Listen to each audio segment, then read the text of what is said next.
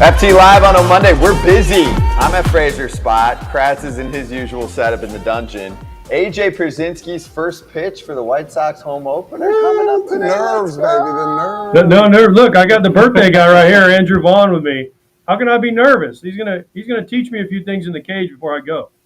Andrew, happy birthday. How you doing, man? Good, man. How are you doing? Good. Life's good. So tell me, first off for AJ, what's your advice? He's got a first pitch coming up. Just can't bounce it. The higher the better, I'd say. We were joking on the show on Thursday, right? I was going to throw it over the backstop. I got the from my wife. She goes, you better not do that. So now the pressure's on. And Lance Lynn, I think, is catching me. So I can't bounce it because he's definitely not wearing a cup. He's not getting down. He's already told me, if I'm squatting down, you better throw me a strike. Were you really going to do that, AJ? Were you really going to throw think I wouldn't? Against the backstop? Thank you, Erik. With your wife, though, because I needed to see that. I needed to see that over the backstop every day. So if I take two balls out there and I throw the first one over the backstop, and then I throw the second one about 91 with some sink, strike two, strike one, I don't know. You should just forget about it all because you're not going to throw a strike. Get behind home plate and throw to second base because you're not going to do either of them. So good luck. He left you a lot of room. Todd left you a lot of room in the strike zone. I'm just saying. What are you talking about? That was right on the upper tier. You tickled the edge. Look, hey, by the way, look, Jim told me, Andrew Vaughn, his birthday, 25 today. Right? What are you doing for your birthday tonight? After you guys, first of all, after you guys beat the Giants today, because you were my lock of the day, the Giants. So after you guys beat the Giants, where are we going tonight? Gotta get the house set up. Last night, get in about midnight. Smoke detector started going off. That was great. Got a rat problem, found out. And it's been great. So, the birthday's going to be filled with a really fun day. Hey. Can we go to Alinea? You been to Alinea yet? No. Andrew, I got the rat problem too, man. I had one in my car the other day. We finally got it out. So I don't know what the deal is. It's the return of the rat. But either way.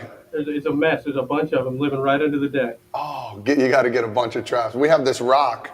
It's a fake rock that they all, for some reason, the extermination people came over, put it there, and now I haven't checked it yet, but it's a lot of room for a lot of rats. But that's for another story. Peanut butter. Yes. They love peanut butter, too. How you adjusting to first base over there, man? I remember when I was at third, I had to go to first. I loved it. Footwork was a big thing for me, trying to figure out where to place my footing. How you doing over there? Yeah, I played first in college all 3 years, which definitely helps going back. Going to the outfield, that was all new to me. I had no clue what I was doing out there at first. But getting back on the dirt's been nice. The bigger bases, you got to get used to. I'm not a huge guy, so my feet don't spread as wide. But, got to get used to, how far can I go to the right, how far can I go to the left. No doubt.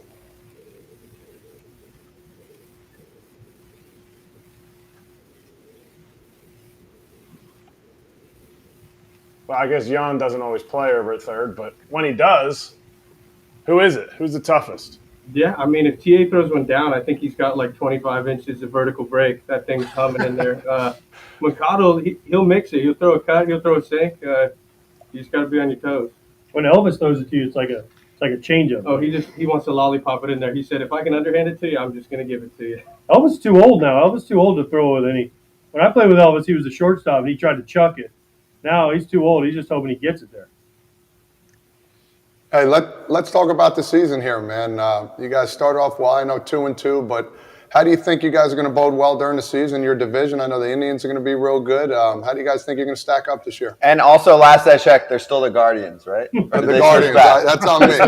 Again. Sorry. Okay, just double checking. Thank you. Yeah, we had a really good series in Houston. I thought, even though it was a split, we played good baseball. We played tough games. There's good pitching both sides. We just got to keep it rolling. Going to today, playing interleague, and we got a division coming up pretty soon. So my lock of the day on opening day was Cease plus over 6.5 strikeouts. He had like the first 7 hitters. I think he struck out 7 or 7 of the first 8 or something. Have you faced him in BP, pitchers BP in spring training? No, I think I faced him in 2020 right before we got shut down. But he hadn't defined all his stuff. I mean, just watching it, it's unbelievable stuff. You ever feel bad for a hitter? Like they go up there, right-handed hitter, he's like slider, 98, slider, goes it down? It's so impressive. I mean, his stuff it's elite. I don't want to face it, to be honest with you. Andrew, you were born about an hour outside of San Francisco. Have you ever played at Oracle Park yet? Yeah, got to play there last year for the first time. That was surreal. I mean, growing up as a kid, I was going there probably once a month, twice a month to watch a game, and it was pretty surreal having all the family there, the friends there. One of the cooler ballparks on the road, I've been to for sure. How many tickets you have to give up that day? I think I played for free that day. If no Too many times. Did you hit any balls into the? No, not the water, because no one goes off into the water, right? Never seen it. But you went up in the Coke bottle up there, the slides. I wish. You wish? I think the only person who was it, Vlad, in the Derby hit it. Okay. That's about the only one I've seen. Did you grow up? You grew up a Giants fan, Okay. not an A's fan? No. Okay. Big Giants. So you felt special when you took the field there and you looked out and saw. It's a great ballpark. It's beautiful. I mean, just being on it was crazy because I've been in the stand so many times. Being on it was totally different. Kratz, you got any stories for this guy when you guys played a USA team and Todd seemed qualified for you guys? Actually, we qualified to get Todd's team into the qualifier, and then Vaughn, he wasn't going to play the next year anyway. He was on his trek through the minor leagues like you, AJ, for like 6 minutes. So we weren't going to expect his glory out of college, like to be able to come and play on the team and have like his ability, like is crazy. My biggest question is like, you played in the minor leagues for like 2 minutes, and one of those minutes was the COVID season. So like that was crazy. How do you deal with, because we're talking about the Rendon thing, what happened? How do you deal with like the fans in the stands when you don't do well and you have, somebody's all over you from the stands, home or away? I mean, going in the outfield for the first time ever, those fans are ruthless out there. I mean, you go into SF, New York, wherever you're at, they'll get on your Instagram, they'll do anything. I mean, you just got to block it out. I mean, there's going to be some stuff said that you don't want to hear. You just got to keep playing, I think. Who's the worst? Yeah, Who's what's the the worst? best? You heard? Toughest we've had, probably New York. I mean, it's nothing. Always New York, man. nothing It's either New York or Philly. They're just hounding you. Over Wrigley? Wrigley wasn't terrible. I don't think it was weather was terrible. There wasn't that many fans out there. What's the worst thing you heard though? I can't say it. You can say say it whatever on you here. want. No. This is like cable. You can say whatever you want. Oh, man, I mean, it's everything from your mom to your sister to your wife to you name it. Did you ever want to grab somebody like Rendon grabbed that guy? I mean, it pisses you off, but you just got to drown it out. Personally, I got to act like I didn't hear it. Hey, Andrew, I want to ask you about Pedro Grifol and how he's been compared to Tony last year. You've played for a few different managers now, so give me a few characteristic breakdown differences between this year and last year's manager. Yeah, last year's in the past. I mean, like Pedro said, we just got to learn from it. And coming in, our biggest thing is win every day. Spring training is where it started. I mean, just do the fundamentals, do the little things right. And I feel like if we do that and he feels the same way, we're going to be pretty darn good. Is there a different message? Because Tony, I'm sure Tony said, like, let's win every day, right? But is Pedro giving you a different way, maybe a different way of saying it rather than? Yeah, I mean, I think Pedro's a little. I mean, he's new. It's his first time managing, which is awesome. He's just kind of letting us do our thing. He said, "Hey, I'm going to write the lineup. You guys go out there and bust your ass."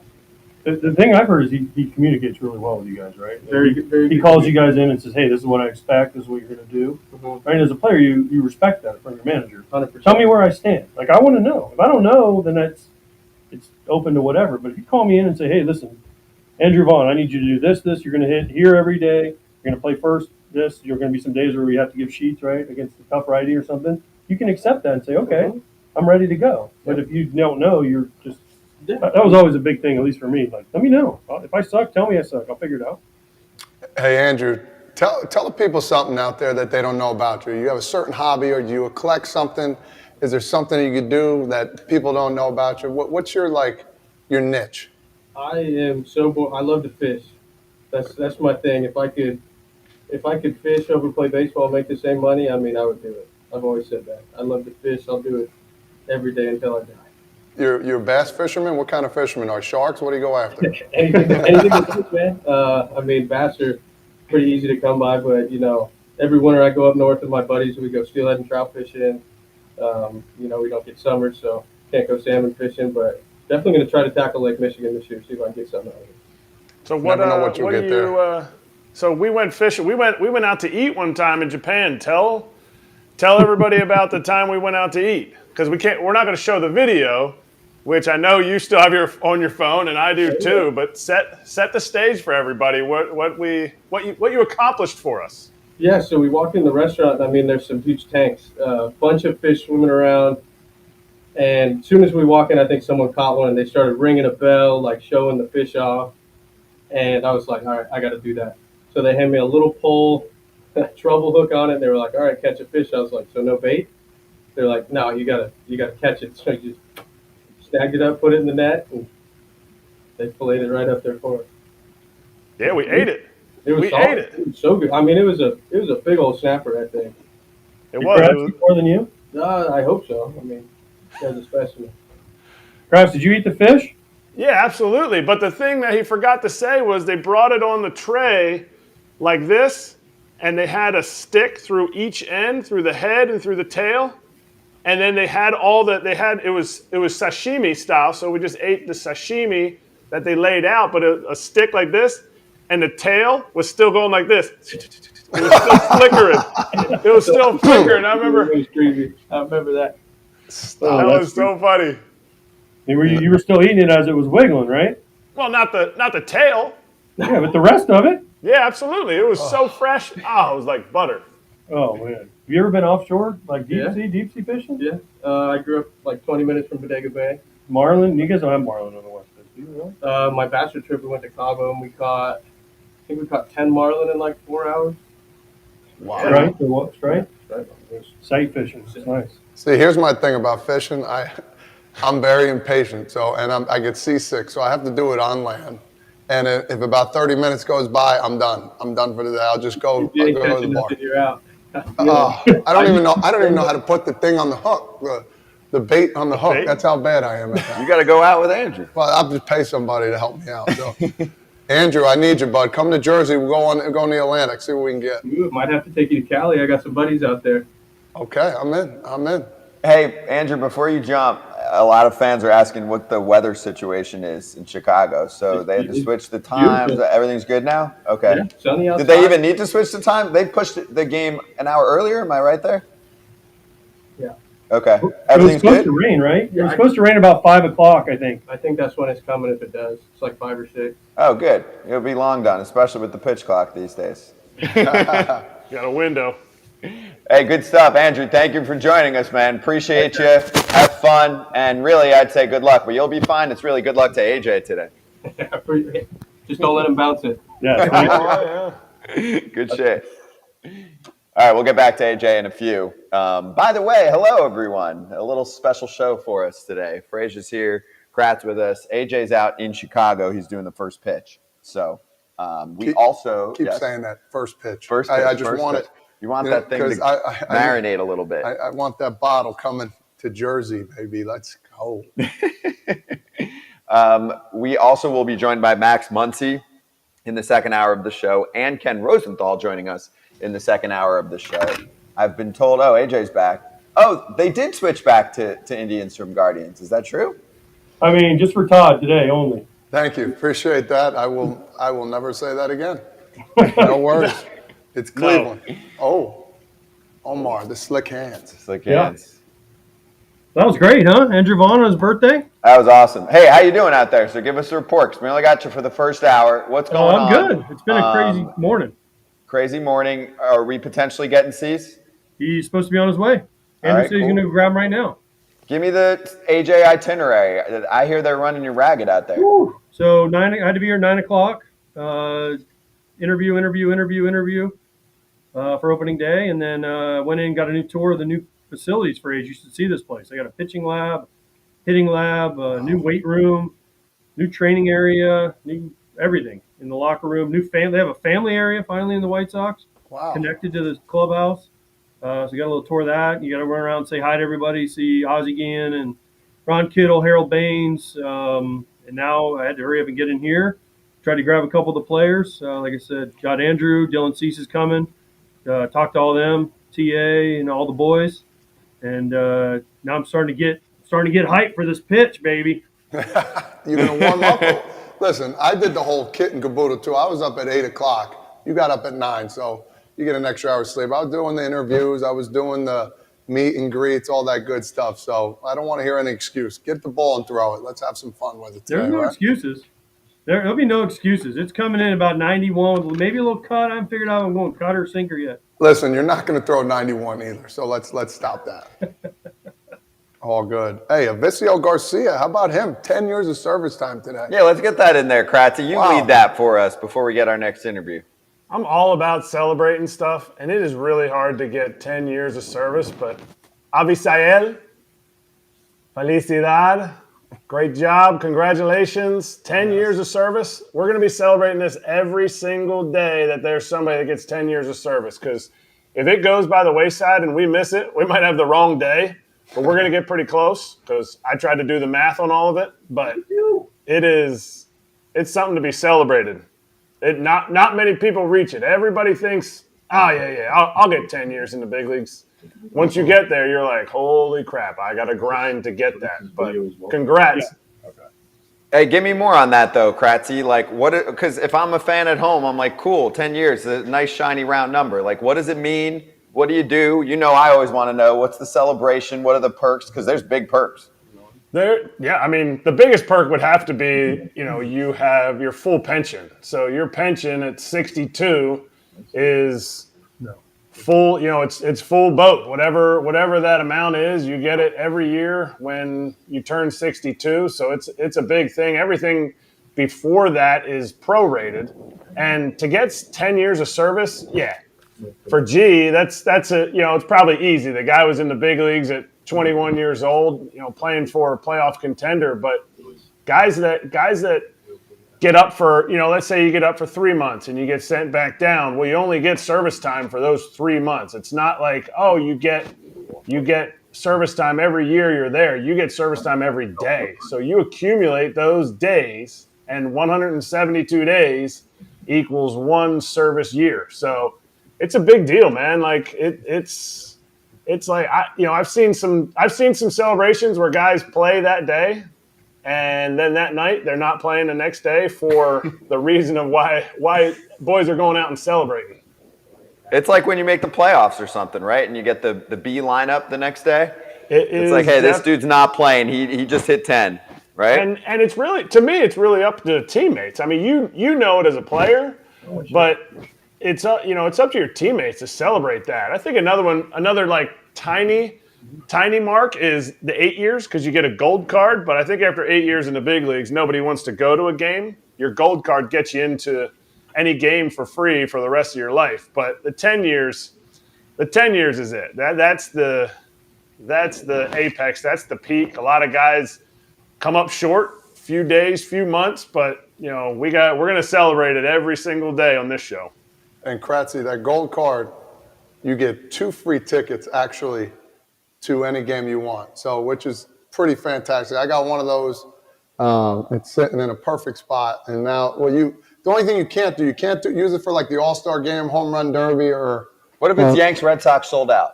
They'll find tickets. Nice. Yeah. But the thing is, you can't call like, hey, I'm here. The game's in 4 hours. Can I get 2 tickets? You just call a day before, give it 24 hours, and they'll find a spot for you. And they're always, people don't understand, there's always seats available. It's just they have to save some for family members, just in case they overbook family, certain companies that are sponsored, that kind of stuff. So there's always spots. But sometimes they give you the ones in the upper deck, which I haven't used it yet, but I'm like, all right, I'm going to call down the PR give you guy. something good. Yeah. They usually help you out, depending on if you played for the team long enough. But it's really you get 8 years. That's a breath of fresh air right there. Hey, let's get back to AJ, because I hear him chit-chatting in the background there. Dylan Cease joining us right now on FT Live. Dylan, what's up? How you doing? How's the first few days been?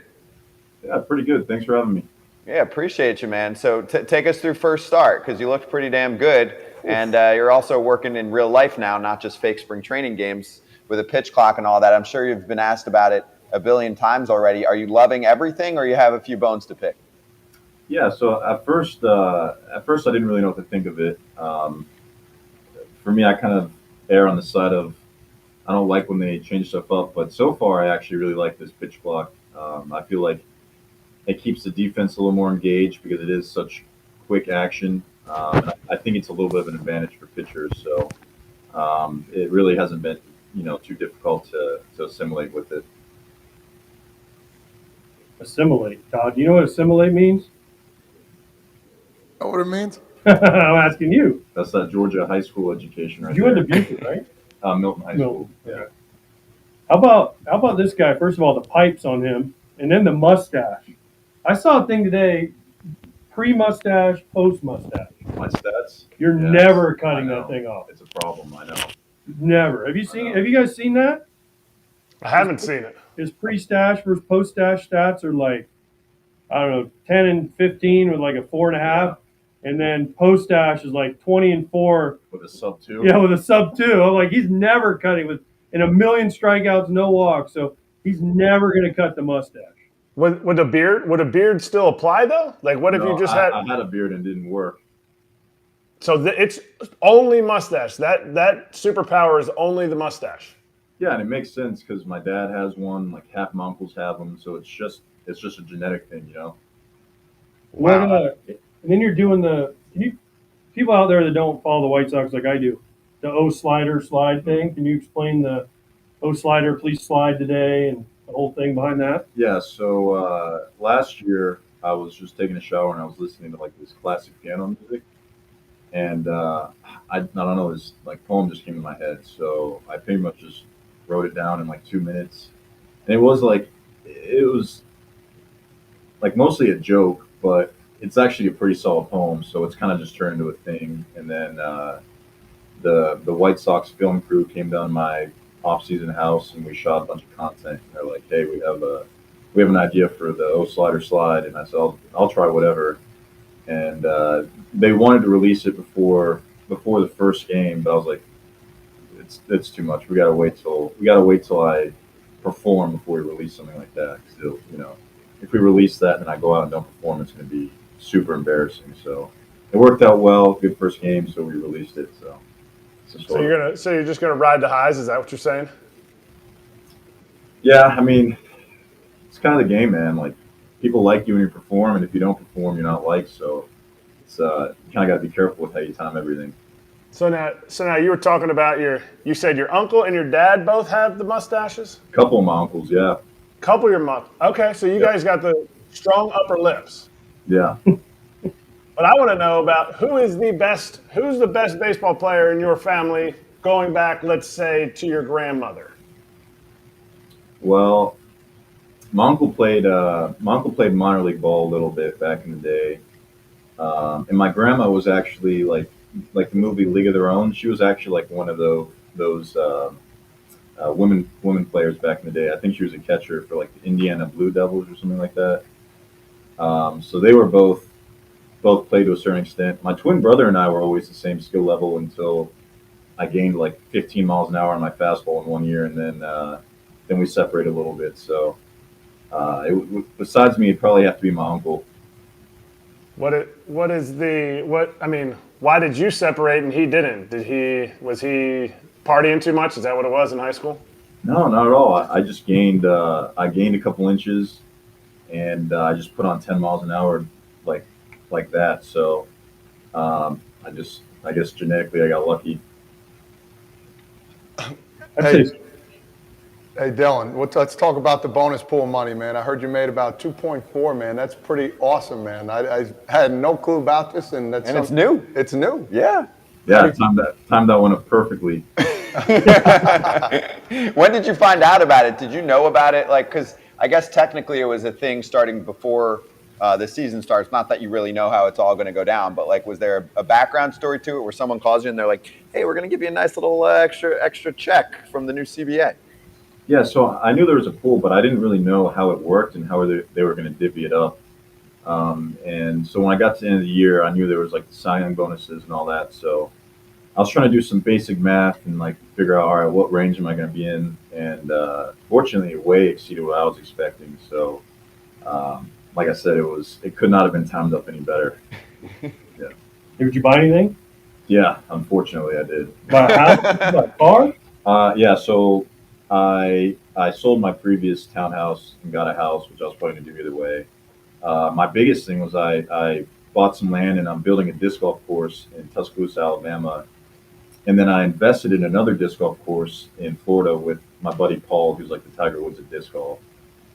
So I put a pretty penny into that. And then the biggest splurge other than that is I built a koi pond behind my house. That's pretty over the top. Wait, you said your buddy is the Tiger Woods of disc golf. Like what? Yep. I mean, what Tiger Woods are we talking about? The really good golfer? Or are we talking about like Oh, later? Like Yeah. let's delve into this because I've heard you compete in this. Like you're building courses. Like this is Yeah. real. Yeah, so I'm talking about the performance side of Tiger. not Okay, even- okay. Yeah, so basically he's like as good as it gets. I mean, this guy's like uber. He's famous in his own way. Like I went to Disney with him this off season, and he got recognized 9 times in 3 days. I didn't get recognized once. So like he's like low key a big deal. And he's just like a legendary disc golf player. Like he goes and walks in any course, and people are gonna come up to him and like ask for pictures and all that. So he's a very good person to team up with in this area. So that's your thing. Disc golf? Yeah, disc golf. It's It's frisbee, right? Yeah. Frisbee golf, where you Yeah. like, but they're far. You like try to put it in a little basket, Yep. right? Yep. What's the farthest? I guess hole in one. I've got one hole in one in my career, and that was like 3 years ago. I actually think my abilities have regressed for whatever reason. I probably don't play much anymore, but so I basically, my brother got me into it a couple years ago, and first I was like, this is the nerdiest thing I've ever seen. What are we watching? And he said, no, just come walk the course with me. So I went to Wills Park, our local course. I went and walked it, played it a couple times, then I got hooked. So I'm at the point where I just thought it'd be really cool to get some land and try to build like basically. I'm trying to build like the most elite course out there and kind of brand it like that and all that. So we'll see how it turns out. It's gonna be Cease National, like Trout National, guys. Yeah, close. Hell yeah. Now that makes sense because you're Yeah. fishing. Yeah, he's got a little more money to put into his, but we're working with what we got on mine. Hey, the koi pond, is it only koi fish in there, or is there other things there? Because I'm the avid fisherman, as we know. Oh yeah. We were just talking to Andrew Vaughn about it because Vaughn's like, yo, I love to fish. Yeah, and I'm really not I don't like fishing because it just takes up too much time. But is it only koi in there? What else is there? Is there alligators? Why, you I don't know trying to what catch the heck. stuff? It's only koi. There's a fake alligator in there because my dad insisted that it would keep predators away. So I was Nice. like, I knew there would be an alligator. Listen, I know my stuff about fishing. That's a smart move by your dad. yeah, I don't know. I mean, I'd be down to put other stuff in there. I just don't know if it would eat the fish. And the way those fish are priced, I got to protect those things with my life. So you're not gonna let Andrew come over and try to catch a couple of the koi? Absolutely not. No, talking about fishing, I love to fish and catch anything. I'm like thinking, this could be a team up here, you know. No, I'm trying to talk Andrew. There's a property like 45 minutes from here. It's got a 3-acre pond on it. It's 50 acres wooded, and I'm trying to talk Sheets and Andrew into splitting it 3 ways with me, but haven't made any progress. Did any of you guys go in on stuff together with teammates ever? Did teammates ever come to you like, yo, I got this investment idea, or I got some land? I never trusted any of my teammates. Todd's like, That could get yo, dangerous. Jersey, we do it different. No. What'd you say, Dylan? So I think that could get dangerous real quick. Hell yeah. Hey, disc golf question. Back to that for a moment here. I was thinking about it 'cause so many of the guys talk to us about golf. Is disc golf better than golf? Like most people clearly haven't tried it.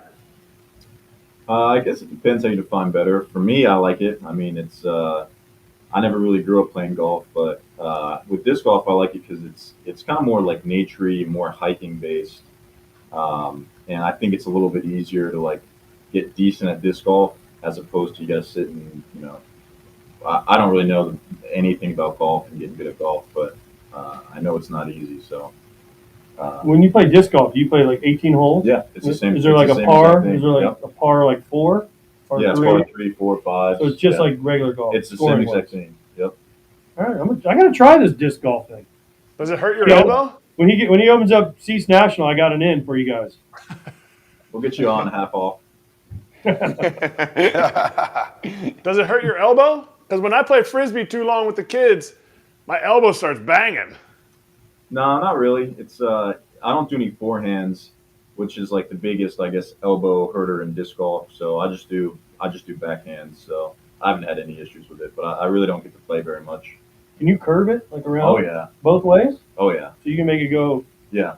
That's awesome. It's called overstable and then understable, and then you got discs that do all kinds of different stuff. So Oh, you have different discs too. yeah, it's Depending on the hole you're playing. you yeah, can do- yeah. Oh man, there's a lot Putters, involved. mid-range driver. Some like to go right, some like to go left, some are higher speed, all kinds of different stuff. Hey, Dylan, let's talk about baseball a little bit. That first outing, my goodness, dude. I mean, the first couple innings there, everybody had no chance. Were you working on anything? I mean, that slider, curve, slurve thing that you got going on is pretty filthy, man. Is there something in the offseason that you were trying to, kind of master down? We knew you were a good pitcher, but there's always room for improvement, right? Yeah, I appreciate that.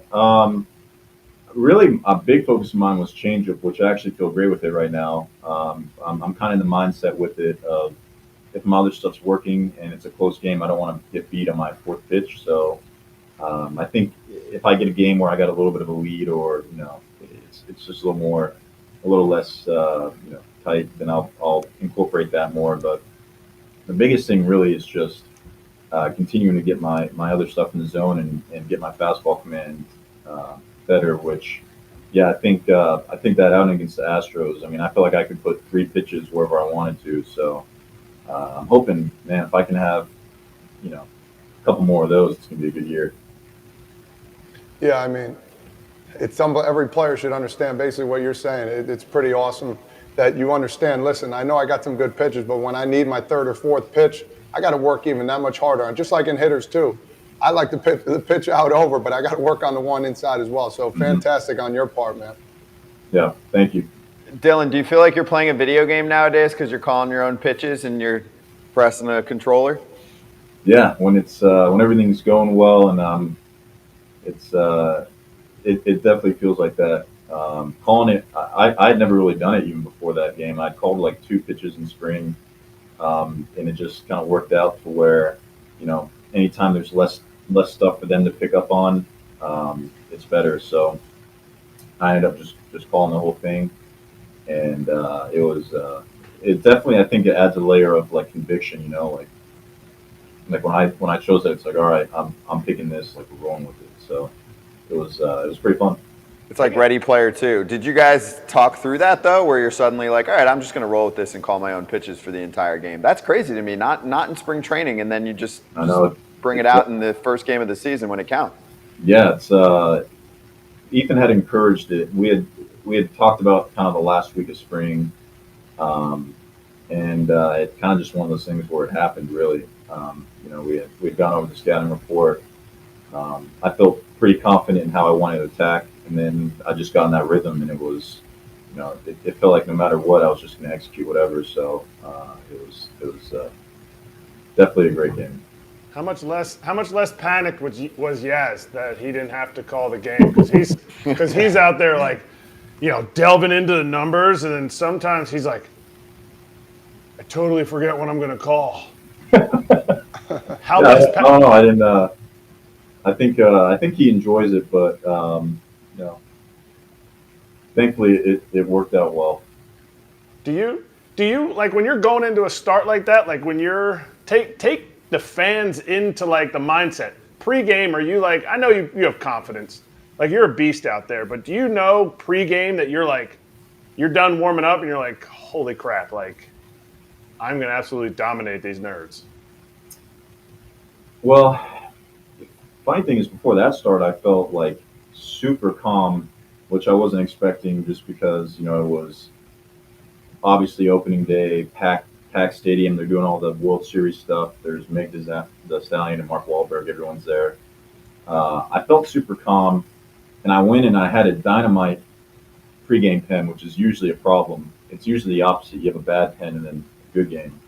And in my pen, I mean, I was like dotting up everything. So it's just one of those games where even just from the pen, I was like executing whatever I wanted. So I guess I kind of went in with. I tend not to get too up or down with my mindset. You know, I don't like going in feeling like I'm just going to be able to walk through it. You know, I kind of like going in thinking I have to be sharp. I have to be on my game. So I think a little bit of that cautiousness and that a little bit of that anxious mindset actually helps me. So, you know, after that pen, I was confident that I knew where I needed to start my pitches, which is kind of the biggest thing I was focusing on. And then once I got in that rhythm, I mean, it really felt like I could put the ball wherever I wanted to. Yeah, I love that you said mindset. And like for now, I know Erik is coaching high school team. AJ's, you know, doing high school too. I'm working with kids 9U, 10U. And for them to understand, like, you know, practice, sometimes we try and be as perfect as possible. But if not, you still got a game in 20, 30 minutes, not to bring whatever you do before the game into that game, knowing that baseball is, one, the hardest sport in the world. And two, your mindset, if it changes one thing, you're going to be better off. So it's hard to teach these young kids. And for you to say that, I really wish my team would be watching this right now to understand it doesn't matter what you do in practice. When those lights come on, man, as a youngster, don't get so frustrated. Just go out there. And same thing for high school kids, man. And I wish as you learn that as a younger age, I think you'd be better off. And for you to say that, that's phenomenal. Yeah, 100%. It's just like you said. I mean, it's the hardest game out there. You can have games where you execute pitches and you get rocked. You can have games where you don't execute and you're throwing stuff down the middle and they can't hit it for whatever reason. So for me, the biggest thing is I like to just have one or two like kind of anchor things to focus on. So if things speed up, then I go back to, all right, I'm putting my eyes on the target, or I'm getting down the mound. And other than that, I'm kind of just clear mind and rolling with it and trying to be in like a focus zone where I can adapt. Because at the end of the day, if you see a lot of pitchers and they'll have like the same miss where it's a guy who keeps yanking sliders, and it could be as simple as, hey, you just need to aim up and in a little bit higher. I think people take that kind of for granted, because I know that's kind of been part of my development is instead of trying to change a million things, it's how do I keep it as simple as possible and as repeatable as possible. Is there anything with the new manager? We talked to Andrew about it. The difference between Tony and Pedro. Is there anything you can specifically say? Hey, this is one thing different that from spring. I know it's only been 4 games. Yeah. You went through spring. Is there one thing? He said communication and telling guys where they stand. Is there anything for you that he said different than what Tony? That's a different message for the team. I would say the thing I've really noticed is things are very organized right now, and I think that organization and that structure kind of helps develop like a good foundation to go out and utilize. Because obviously with our team, it's talent's never been the issue. It's just like maximizing what we're doing and being consistent with it. So I think in that sense, he's helping bring the foundation of that consistency. Hey, Dylan, last one. We got fan questions. I'm just going to pick one. All Starlin says, Cease, who are you most close to in the clubhouse? Like, who's your boy in the clubhouse? Most close to? I mean, most. It's tough because then I got to say, guys, I'm very close with a lot of the guys. Michael, Gio, Jimmy Lambert, Bummer. I really feel like I'm. No position players. I mean, you said Michael pitcher, Gio pitcher, Jimmy Lambert pitcher. They go do their own thing. He just said you wanted to buy land with Gavin Sheets. Yeah, I want to. Andrew I'm not the problem. They are. That's awesome. You got to get them that bonus check. If you had one guy you're going to go to lunch with, who would it be? Uh-oh. We're back. We're good. One guy. One guy I'm going to lunch with. Man, it'd probably be Michael. Probably Michael. All right. I like it. Kopech? Yep. You Hey. said Lance, because Lance will buy. That's true. You talk cutters, Power seamers up. Yeah, he doesn't like. He's not a big spin guy. He likes the American muscle way. I like to go with the European way. He told me this is great. He told me last year. He goes, "I'm a power. What do you tell me? A power thumber, power finesse thumber." Love Like, it. what does that mean? He goes, "I strike everybody out with my slider. I don't have to throw the fastball. I just slider and that." Now, Like, that's a good way to put it. you jab with the heater, and then you throw your haymaker with your off speed. There you go. I like it. I like it. Hey, Dylan, we appreciate it, man. Thanks for swinging by. Just like I said to Andrew, I'll say the same thing. Good luck to your squad today, but really good luck to AJ with his first pitch coming up soon. He needs it the most. I appreciate it. Thanks for having me. Thanks, man. Awesome. Dylan Cease joining us today on FT Live, and also Andrew Vaughn. We'll get back to AJ in a minute or two, and we'll run through our picks before AJ jumps, and Todd will give his final parting shot. You got an advantage though, because we couldn't communicate with you on that day. Listen, you've got all the pressure was on me. I had to go first. So yeah, it's like in golf. I mean, would you rather go first if you had the same putt from 17 feet, 18 feet? You'd rather go first? I'd actually rather go first. You would? Yeah, because I don't know. Second, if the first dude does well, then you're screwed. Oh yeah. If he doesn't do well and you feel like you've got a little more leeway, you still might blow it. But Erik, you know that you get the line though if he does miss at the same time. Yeah, you do get the line, but I'm with Scotty. I'd rather go first. And if we're talking like a 17-foot putt, Todd, I don't even know if you're making the second putt. That's how far your pitch was. Bro. Just because you don't know how to frame like my man Maley did the other day. Come on, don't man. Take it out on me. Hey, don't if I hurt stick your up for your feelings, catcher bullshit. if I hurt your feelings, it's okay. I'm just telling just AJ. a little bit. He's got a big berth. He's got more than 4 inches to work with. 4.5. I got 4.5. 4.5. This show's all about 4.5 and making money. Okay, AJ's got 5 minutes left, let's run through our locks of the day. I got a little bit more time than that, actually. You do? So AJ, I mean, this is how we do it. You just tell us. By the way, I want to go second. You know why? Because then I can put it right on Todd's face when I friggin'. Oh, listen, I want to get my lock ready today. Okay, locks presented by BetMGM, and then back to Smack Talk. We're doing it early today for AJ. They're coming. So I feel like we got some good ones today. We got some good ones. Isn't that funny how it goes when you do gamble? Oh man, this is the lock of the day, and you lose 3 out of 4, and you're like, God, how the hell does this happen to me all the time? It is what it is. It humbles you. This humble pop. This game humbles you. Yeah, everybody's talking about Detroit.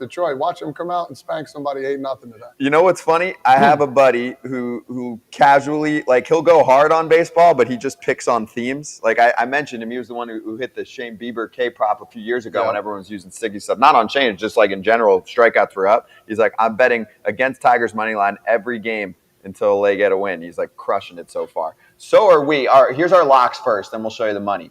Frage, you said you wanted to start? Yeah, I got Toronto. I got Toronto coming in to Kansas City, doing their thing. It's just going against Brady Singer. Just going on a whim here. That's all. Okay. I'm thinking Vlad's going to have a great game, and I just think it wasn't high enough. So I think for bang for your buck, I think they win by a couple runs. You know why they're putting that line together? Because Brady Singer, pretty good at home. Yep. But you think Blue Jays offense just been on fire to start the year? I think the offense is going to take care of it. It's Barrios on the other side who's hit or miss. Yeah. I think. I'm not trying to pick at it. I'm just saying. I'm explaining why. I got a scab here, and it's starting to fall off. No. I'm explaining why it's tight, and because I agree. Most Blue Jay Royals games you're going to look, it's going to be minus 155 or more. I like Barrios away from being on the way side on this one. Get out of the indoorness in Toronto and get after it. Let's go. What are you putting down? 240 to win 2. Okay. Simple. Yep. Simple. Easy one. Just like Friday. Yeah. When you banked it. Boom. Kratz, you go. I got the Mariners Angels game. I got the Mariners winning I got the Mariners at minus 1.5. I got them winning over 2 runs. I think it'll be about a 3-run game. They're facing Detmers.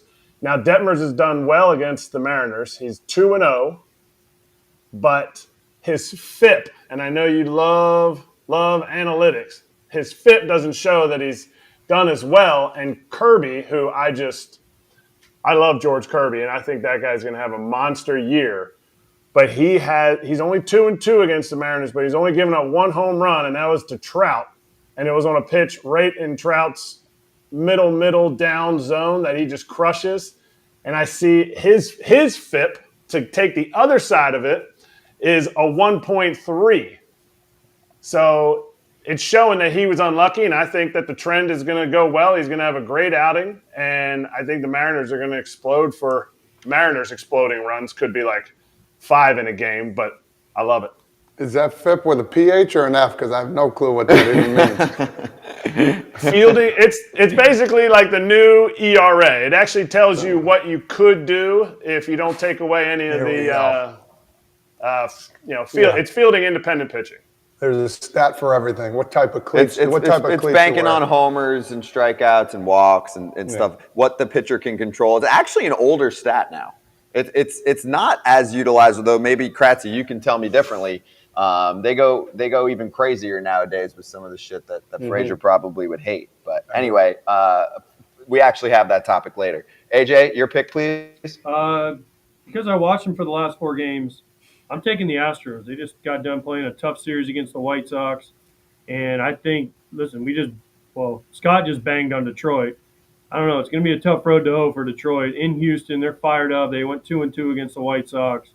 -1.5. Alex Bregman 0 for 16 to start the year. I got him probably going deep, getting on the board. I think that Houston's going to win that game probably pretty easily. I know Matthew Boyd had a nice spring, but yeah, I just think that the Astros, Hunter Brown's going to want to go out and say, I'm the new Justin Verlander in town. I just think the Astros are going to go out and maybe it might be a whitewashing of the Tigers today. What are you throwing down? Couple hundred. So to win 200, this is real. I need real figures here. 125, right? -125. -120. 120. 240 to win 200. Boom. Okay. And Kratz, you were in the 2 still with yours? Yeah. I put 200 down to win 290. Okay. And then let's throw mine up there, please. The Nationals are terrible. They might actually be the worst team in baseball. I think the Nats might be worse than the A's. They beat the Braves. I still think they look terrible. I'm not a fan. I think the Rays are going to wreck them today. So I got the run line in that game. I'm just keeping it simple. So 105 to win 100, please. I got the Rays by 2 or more. Got to get a new picture for me eventually. I look very confused. Drew Rasmussen, I'm a fan. I think the Rays rotation is dirty. So I'll go 100 or 105 to win 100. How we doing? Let's see how we're doing after our first few days of the Major League Baseball season. Well, weekdays, we track 1 lock of the day.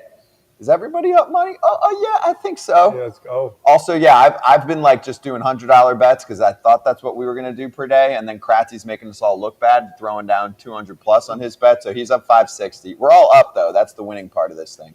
AJ and Todd are both 1-0. AJ's up 100. What are you up? I'm blocked on there. See, I missed. They missed mine yesterday. I said yesterday doesn't. No, I know. I know. But yesterday I picked the Yankees -2.5, 300 to win. I think it was almost 500. But whatever. It is what it is. I put it in the text. It is. No, it doesn't go there. This is going out to social media. No, we can't show everyone what's going on in the text chat. I'm hot right now. That's all I'm saying. You are. You're hot. We're all hot, but we'll get cold at some point. But ride it while you can, okay? And you can get our special offer right now. Bet 10 to win 200. It's going through up for another 2 weeks. Sign up and deposit at least $10 into your newly created account. Download the BetMGM Sportsbook app on iOS or Android. Place a pregame moneyline wager of at least $10 on any MLB team at standard odds price. You receive $200 in bonus bets instantly. Bonus code SPICYBALL200. Always bet responsibly. Gambling problem or concern, call 1-800-GAMBLER. For 3 more minutes of AJ before we get going with Max Muncy today, I would like to get your take on this, AJ, because probably the biggest, most relevant story for a show like this is what Anthony Rendon did and what he dealt with a few days ago. That came out. That was actually after game 1 of the season. He got into it with a fan, grabbed him by the shirt. I'm not going to do a real-life demo right now because Frazier might kick my ass. But that was Thursday. The video comes out Friday, right after the show. So then now we get to do the aftermath. And maybe a suspension might come out today, too. AJ, your thoughts? Yeah, just an unfortunate situation for Rendon in Oakland. You guys have all played in Oakland. You know the fans when you're walking off the field. are right. I mean, they're on top of your head right here as you're going into the clubhouse, and they yell at you and they say things. And the Angels lost a tough game on opening day, right? So I'm sure Rendon wasn't real happy. He walks in, and next thing you know, the guy's calling him a name, a bitch, and that's personal, right? You start going families and you start calling guys names, it gets personal. And look, he shouldn't have grabbed him, I don't think. I hope he doesn't get in too much trouble. Here's the video. You see him, he grabs him. Yeah, you called me a bitch, huh? Okay. And he tries to kind of, I don't want to call it, he kind of just kind of gives him a baby slap there, right? So, man, it's just, it's unfortunate. We've all been there, though. There's been, I mean, listen, we've all had guys where they just won't stop and you want to grab them, but you just can't do it. It's an unfortunate situation. I'm glad it didn't escalate from that. But, man, I hope he doesn't get in too much trouble for this one. Kratzy, before you jump in, let's just run it one more time because I think we have the sound for it too, so you can hear Rendon and like where his tone was at. What did you say? Yeah, you called me a bitch, huh? Yeah, you did. Yeah, you did. Yeah, motherfucker. Calm down. Nobody's stopping him? That was my biggest take from the fan perspective. I mean, first off, yeah, you can't put your hands on a guy, and he called you a bit. I mean, come on, that's not that big of a deal. I know you guys freak out, but also, where's his teammates being like, "Hey, Anthony, I know we haven't seen you on the field much, so maybe they're not familiar with him, but you got to grab your teammate and be like, yo, dude, we're not doing this. Game 1 of the freaking season, they've had enough days without him. Seriously, he's been hurt a lot, and he's probably frustrated about that. But where's Todd Father to go grab him, and you're twice his size. No, be like, Anthony, not right now, dude. Understandable. There's kind of two sides. Yeah, somebody that would have been nice to see somebody, hey, man, cut it, let it go. But he's a grown man, too, as well. So it's like, if I saw AJ doing that, it's like, all right, you assess the situation. It went so fast, and people are screaming like he threw a punch. Now, he looked like he was about to just bat his head down. I mean, it is what it is. People talk smack. You hear it all the time.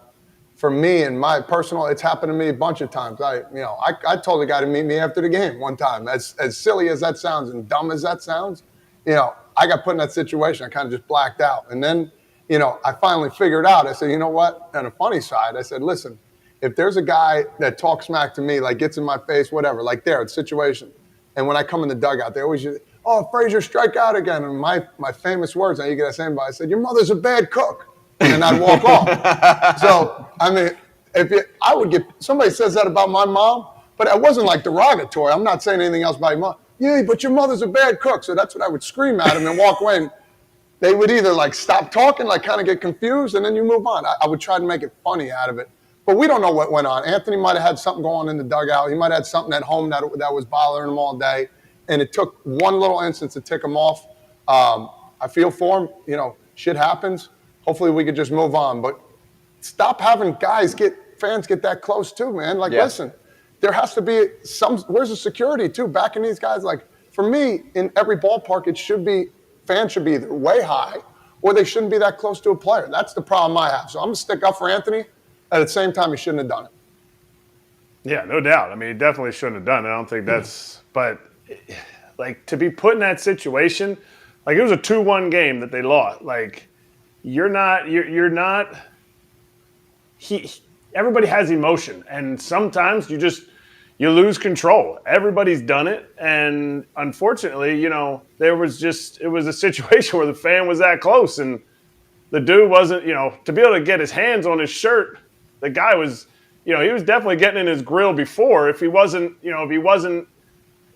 shouldn't have been able to reach him, is my opinion. But, there's no net there. There's nothing for, Oakland wants to make the fan appreciation ability so that you can, like, hand stuff over. And as far as, like, the teammates go, like, if you watch the video, he's, like, smiling. He's like, oh, yeah, did you say that? Did you say that? Like, it wasn't like he was – I don't know. Maybe something was going on during the game, like Todd said, but it happened so fast, I don't know that anybody could have stepped up and done anything to help him. Can't grab a shirt, though, AJ. No. That's the difference. He could say your mother sucks at making freaking pancakes and shit. Yeah, but you can't. Your mom can't cook. Your mom can't cook, but the grab, and then you put yourself at risk of the fan then reacting to it, too. It could have been way worse than it actually was. The grab is the problem. the grab, and then the whatever you want to call it. You can't reach out for a fan no matter what, right? You can't go to strike anybody. If Todd and I are friends, and I go out and even like that, and he gets mad, he takes it the wrong way, right? I'm in trouble. So that is the grab, and then whatever he's patting him on the head. The guy's going to take it the wrong way. That's the thing. AJ, how many games before you jump? Because I know you got your pitch, and we How got many games Muncie. he get? Yeah, He's going to get probably 7 because they're going to want to send a harsh penalty. I'm thinking 7 to 10 probably. wow. Sucks. Wow. I was thinking more like 5. I was What do you thinking think? 1. You thinking I mean, 1? I'm thinking Oh 1. gosh. I think it's gonna be more than I that. don't think it's going to be more than that. I mean, listen, dude, they're part to blame. The fans shouldn't be that close. It's just like the same thing before a game. Fan comes up, hey, man, can I get an autograph? Yeah. They get pushy as hell, too. Like, know, people I don't know. understand that. And then they walk away like, oh, you're a piece of shit sometimes. And I always signed autographs. When are we, like, they shouldn't be that close. So there's a rule or something that we got to input a little bit more now forcefully. Do we need more security? Our fans after the game, like, move them out of that section. I understand. But that's he part. didn't grab him. No, but still, You know what I'm like, saying? but he's, I he's agree, in there, but- you bitch, like, this is how close they were. Yeah, yeah. It's just, it's to me, it's the same deal. I hope I wouldn't have reacted that way. I'm not that type of person, but it's just like, dude, coming up, and hey, let's get a picture, you know? Yeah, you're like, why yo. are you touching me? But I'm not allowed to touch you. Why can I say bitch? Why can I do this? They're both at fault, but same time, say something back and move on. Yep. You've got the line, man. Hey, AJ, do your thing. Good luck. Watch this, Frage. Go get him, kid. I'm getting All right. thirsty. I'm getting Boys, thirsty. tell Max hello. And Kratz, I wish you were catching me because you could knock it down. And Scotty, see you boys tomorrow. Yeah, exactly. I'll see you. You're back tomorrow, AJ? I'll be back. I'll be from my hotel tomorrow in Chicago. Yeah. Perfect. Okay. We'll see you then, man. Good All right, luck. boys, Have y'all fun. We're By the watching. way, Dylan Cease, don't forget, my Cy Young Award winner this year. Perfect. Yeah. After watching Andrew Vaughn, I know he might be my RBI leader. I had Jose Abreu for Todd, but the way he's hit with runners in scoring position, I might have to change my pick. I'm sorry. What a homer. Yeah, Hawk Yeah, here Harrelson we on go. line 1. Here we go. Yeah, I know. AJ's taking your spot now. Okay, cool. Yeah, got it. Got Drinking it. Kool-Aid. You had me at Cease. You lost me a little at not that Andrew's not talented, but leading the league. We'll see. All right, boys. White have Sox fun. 2023. Have fun, man. See ya. All right, we're going to bring on Muncie in just a second here, too. Kratzy, did you say what you thought game-wise? I was just going by what if you say 7, Todd. He's If you tough. say I 7 mean, listen, 1 to 7 3. to 10, tough. he said. I'm saying 1 to 3, man. I don't think it should be anywhere else. I'm saying 5, and it'll be whatever, appealed down to 3. But there's gonna be a donation to some charity for sure because they're gonna fine him, and I think we could 10 grand maybe. That's it? I don't know. 20, 50? I mean, I don't even know. Like, you start putting that out there, but hopefully you can find a charity that'll take that money because all fines in MLB go to charity. Yeah. They usually go to bat, but They do, right? Yeah. BAT, You can find baseball you can assistance find team. a you can find a charity. Listen, we'll see what the fine is, and I'll talk more about it. Exactly. But there's got to be something to help out the player. Let's get going right now with Max Muncy of the Los Angeles Dodgers joining us on Foul Territory, second time of the year. Ooh, I like where our backdrop is this time around for Max. Where are we at here? What is this? Is this home? Is this backyard? Yeah, we're outside. The inside of my house is a little noisy right now. My daughter is watching Lion King for about the 500th time. So, I figured I'd just step outside. It's easier than turning it off. So. Nice. Good to see you, man. Before Todd jumps, I just want to make sure. How you feeling, dude? Because you took a hit the other day. You feeling okay? Yeah, we're better. It was a little tender, still a little tender, but yeah, we're doing much better. You see that the Yeah, other day? unbelievable. He's a beast. Look at him, bro. Yeah. He looks like a brick Still, wall. I just want to make sure, kids, if he wants it, if more kids are being made, everything's good. Check it out. Listen, he'll be fine. I know that sucks though. You've been hit. Ooh, one time. It's Wrigley Field. It wasn't fun. Describe the feeling. Numb, awkward. Just want to go home and curl up in a ball. There's not really any describing that. It's just pain. It's worse. Yeah. I got nailed once in basketball, and like you lose a breath for a second. Yeah, I'm like, oh shit. Hey Max, let me. I don't know if you were hearing us about Anthony Rendon thing going on. What's your take on that, man? Because I'm personally, as an old player, I'm on his side, but I really don't think he should have touched him at the same time. But for me, there's got to be a happy medium where the fans can get that close, start talking smack, and understand. Like, listen, I'm gonna come back at you, but without touching you. I understand he should have never touched the guy. But what's your take on that whole situation? Yeah, I mean, I think as players, we're all on Anthony's side a little bit there, but you're absolutely right. He took it a little too far, but I think that situation doesn't happen anywhere but Oakland. That's the only stadium where, as a visiting player, you're literally walking through the stands to get back to the clubhouse. It's not like you're just walking down the line. You're literally walking through the stands to go up the tunnel. And it's also the same tunnel that the fans walk down to get to those seats too. So it's the only place in baseball where you're doing that. So I think anywhere else, maybe that situation doesn't happen. But yeah, I mean, it's a tough one for me because obviously as a player, you have to understand you have a lot more to lose. You have certain responsibilities, certain limitations, but if that situation happens in any other situation in life, whatever that guy said, he's probably going to get his ass beat for that. But unfortunately, that doesn't work in our world. So, you just have to understand where that's at. You ever have a situation like that? How did you respond? Or how are you going to respond when you have that situation? I try to stay away from the, away from the edges there, just to prevent situations like that from happening. There's been a lot of things said to me over the years, and it's just, it's one of those things where you understand that as a player, that's what's going to happen. That's what you're going to get, whether, it's good or bad. Either way, it's just, if you do good and you're on the road, then that fan base hates you. If you do bad at home, then that fan base hates you. It's just one of those things where there's really like a no-win situation. You just have to understand that that's what comes with the territory, and you have to know how to handle it. Hey, Max, should they have to switch things in Oakland? Because you said, like, that's the only place. Because that's the player perspective we need is, like, I didn't know. That's the only place where they're, like, that close to you. Is it home and visiting dugout? Because if that's the case, to me, for that particular place, you shouldn't be allowed to have that kind of closeness. They're the only team that gets to do that.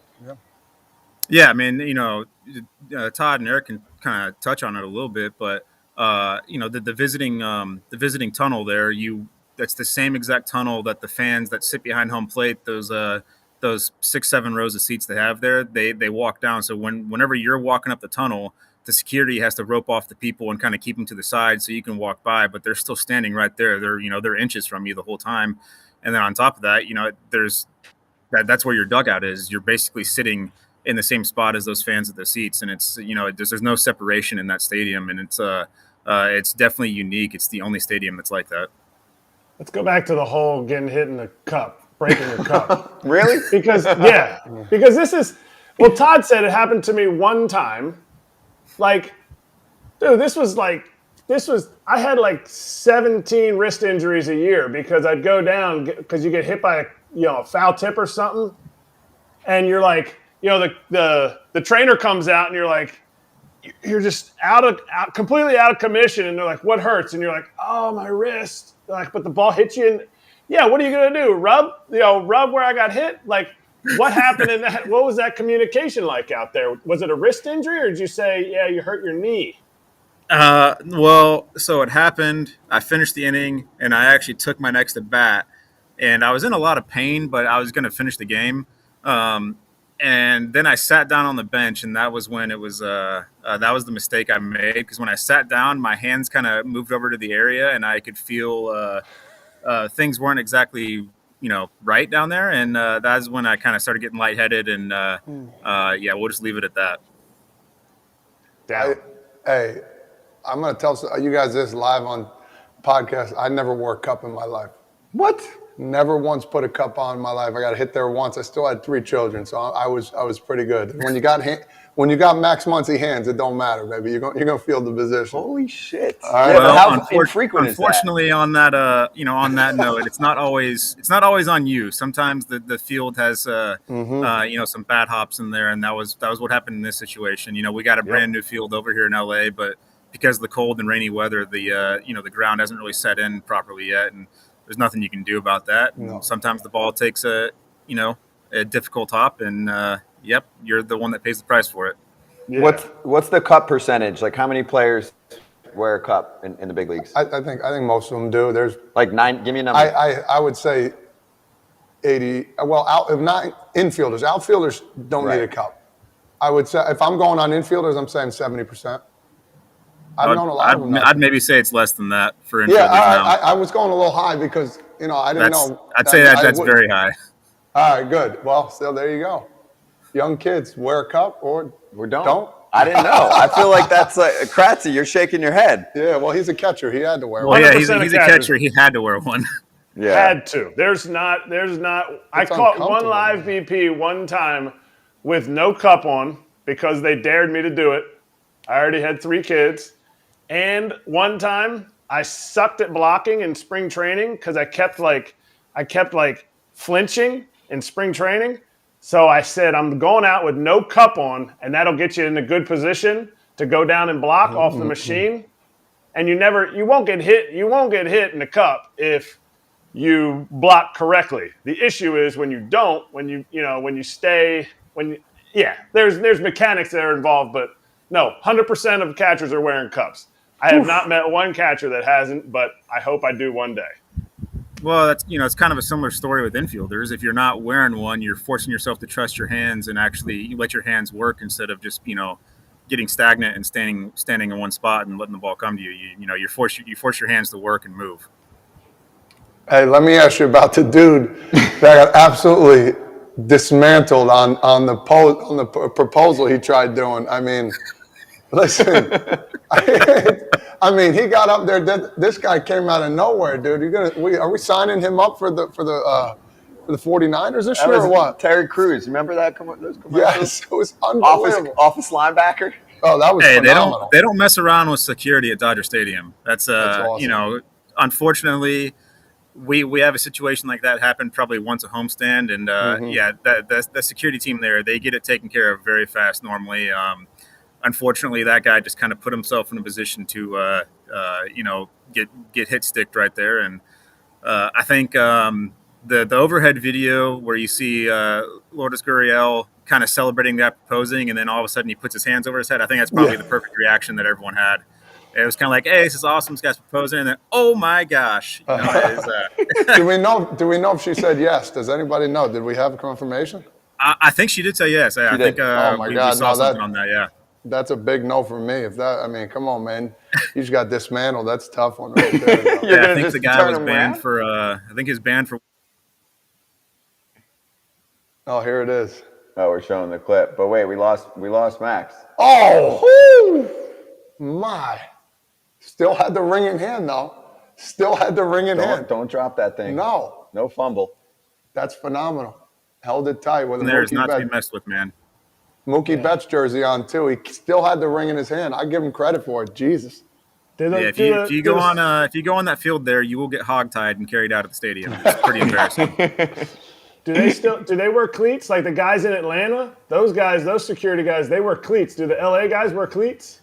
I don't think so, but as soon as someone steps on the field, you got about 60 security guards running at you. So there's no hitting the juke button and getting out of that one. Hey, Trace Thompson, 3 home runs, all 3 of them. Did you see this stat? Same exact. Yeah, thing. 107.5 off the bat. I mean, he needs to work on just swinging 107.5 every time. That was phenomenal, man. Is it that easy? No, it's not that easy. But talk about that one.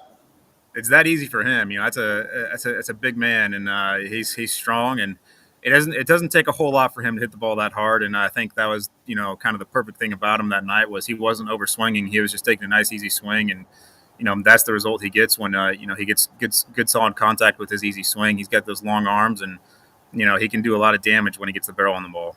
Now, is he bigger than his brother or not? Are they about around the same? Because on TV it looks like Trace is a lot bigger, I would assume. Really? No, I think Clay is taller than he is, but I think Trace is more filled out.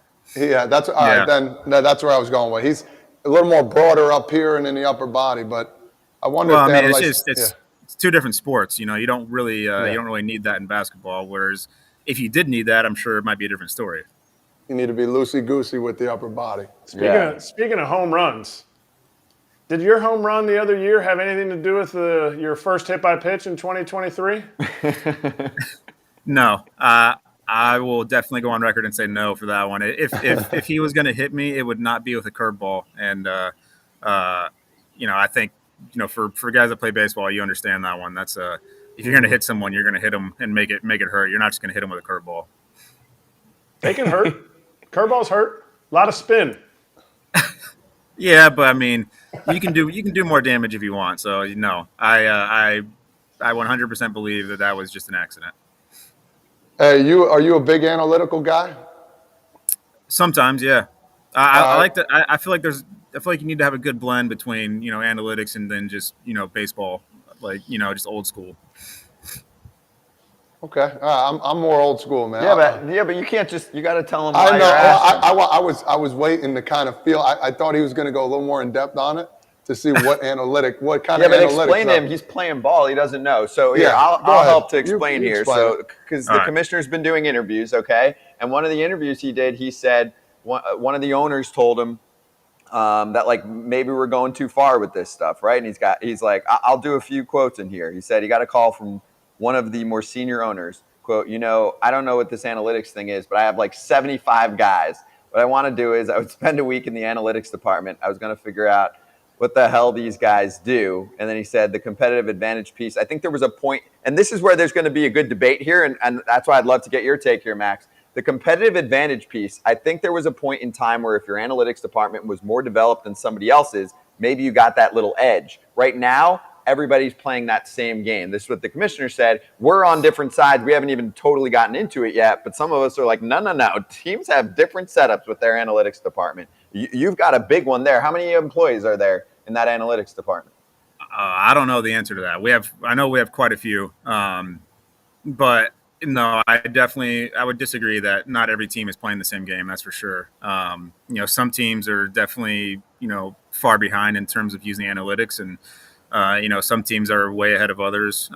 That's something that we've always been really good at. Is our analytics department is huge, and we have so much information that we can use. And I feel like our staff does a really good job of taking that information and putting it into baseball terms instead of just trying to play a computer game. And that's something that we've always done a good job at. I feel like. And how much different is it from where you used to play to where you play now? Night and day? Yes. It's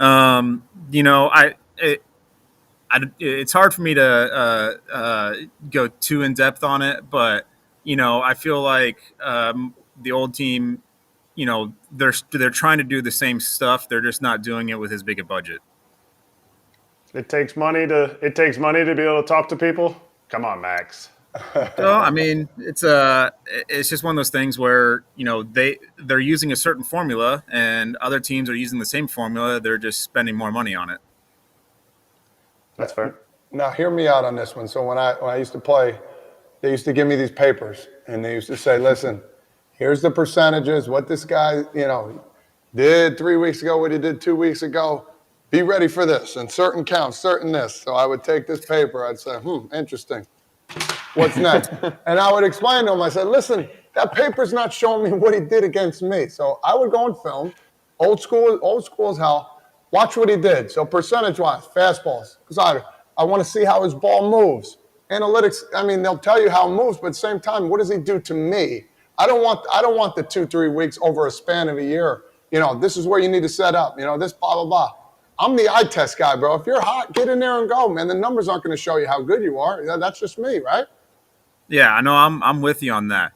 It's especially for me because we'll get the analytics, and there'll be certain scouting reports, and I feel like they never follow that scouting report when I'm in the batter's box. It always feels like it's something different, and maybe that is a scouting report, is don't do what you normally do. I have no idea, but I'm with you on that. We get the information, and I like to glance at it and see what it says, and then I like to try and go off and do my own thing, and try to figure out my own way on how they're going to pitch me and that kind of stuff. But it's amazing how much information has changed just in the last couple of years, really. The amount of information they can tell you is absurd nowadays. It's just you can go off of how a pitcher is going to pitch based on what catchers calling pitches back there, and the amount of stuff is endless that they can come up with to try to help you win a game. What's your favorite? What's your favorite go-to that you're like, all right, this is where I want to stay in this lane? Do you go and watch a guy who you're like, oh, this guy, teams throw to him a lot like me, or do you look at what a catcher's tendencies are? What's your go-to? I try to pick hitters that I think are similar to how I'd be pitched, and I like to watch how a pitcher attacks them, and I like to look at situations in the game. Because some pitchers, based on the situation, will completely change what they do. It's, hey, if you get a guy on first, they're going to throw out the scouting report, and they're going to immediately just go to whatever they think can get a ground ball to get a double play, that kind of stuff. I like to look at the situations. And then I really like to look at the catcher a lot of times. It's just one of those things where, for example, let's say if Yachty was catching, he's going to do what he feels in that situation in the game. He goes off the feel of the game. He doesn't always go off what the numbers tell. And that's what made him such a good catcher is, he's not just going off of a sheet of paper. He's going off the feel of the game. Hey, maybe the batter moved up in the box. Maybe he moved back in the box. He's looking at that and he's calling pitches based on that. And so a lot of times, the catcher can kind of dictate how the game's going to get called also. Who's the one hitter you look at? Who's the guy you're like, yeah, this is Max Muncy? It doesn't matter who it is. I like to watch how guys attack Bryce Harper and Juan Soto. They're both good fastball hitters, and I feel like I'm a good fastball hitter. So a lot of times they get they get pitched similarly. Obviously, they're different hitters than I am, but I still feel like there's some similarities in how they get pitched. I love that. Max, appreciate you, man. And I want to finish with this. Impeccable outdoor Wi-Fi. So we appreciate that. Seriously. We're doing this show live every day. Players are all over the place. And sometimes you think like, oh, I got the Ethernet set up and this and that. Like you're outside and it is perfect. So you can do the interview, whatever, every few weeks right there. Great. Love it. Let Lion King happen inside. Well, it is LA. You spend a lot of time outside here. So you got to make sure you can, you can be connected. Yeah, we appreciate your service provider. All right, no sponsors or whatever, but we appreciate it. Max, good to talk to you. Good luck this week. We'll talk to you soon, okay? All right, thanks, guys. I appreciate it. Cheers. Awesome. You know what I'm saying? We're bringing on people all over the place. We're doing an outside interview. The lighting was pretty nice. Hey, you look I remember we did Rowdy Tellez, and he's outside, and I think his Wi-Fi was okay, but like the sun is just smashing him and like bright, man. Yeah, really bright. He's all over the place. He's like disappearing as we're on with him. Max just now, beautiful.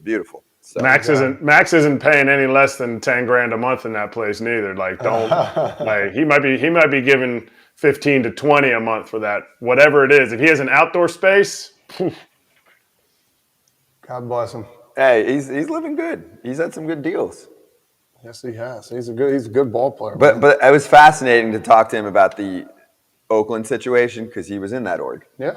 So to me, that's where a fan doesn't realize I'm giving you the fan perspective, okay? Of you can't grab a guy.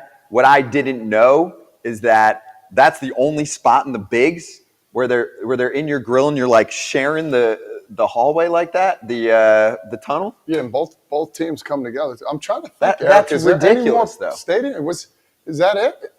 I'm trying to think of another stadium.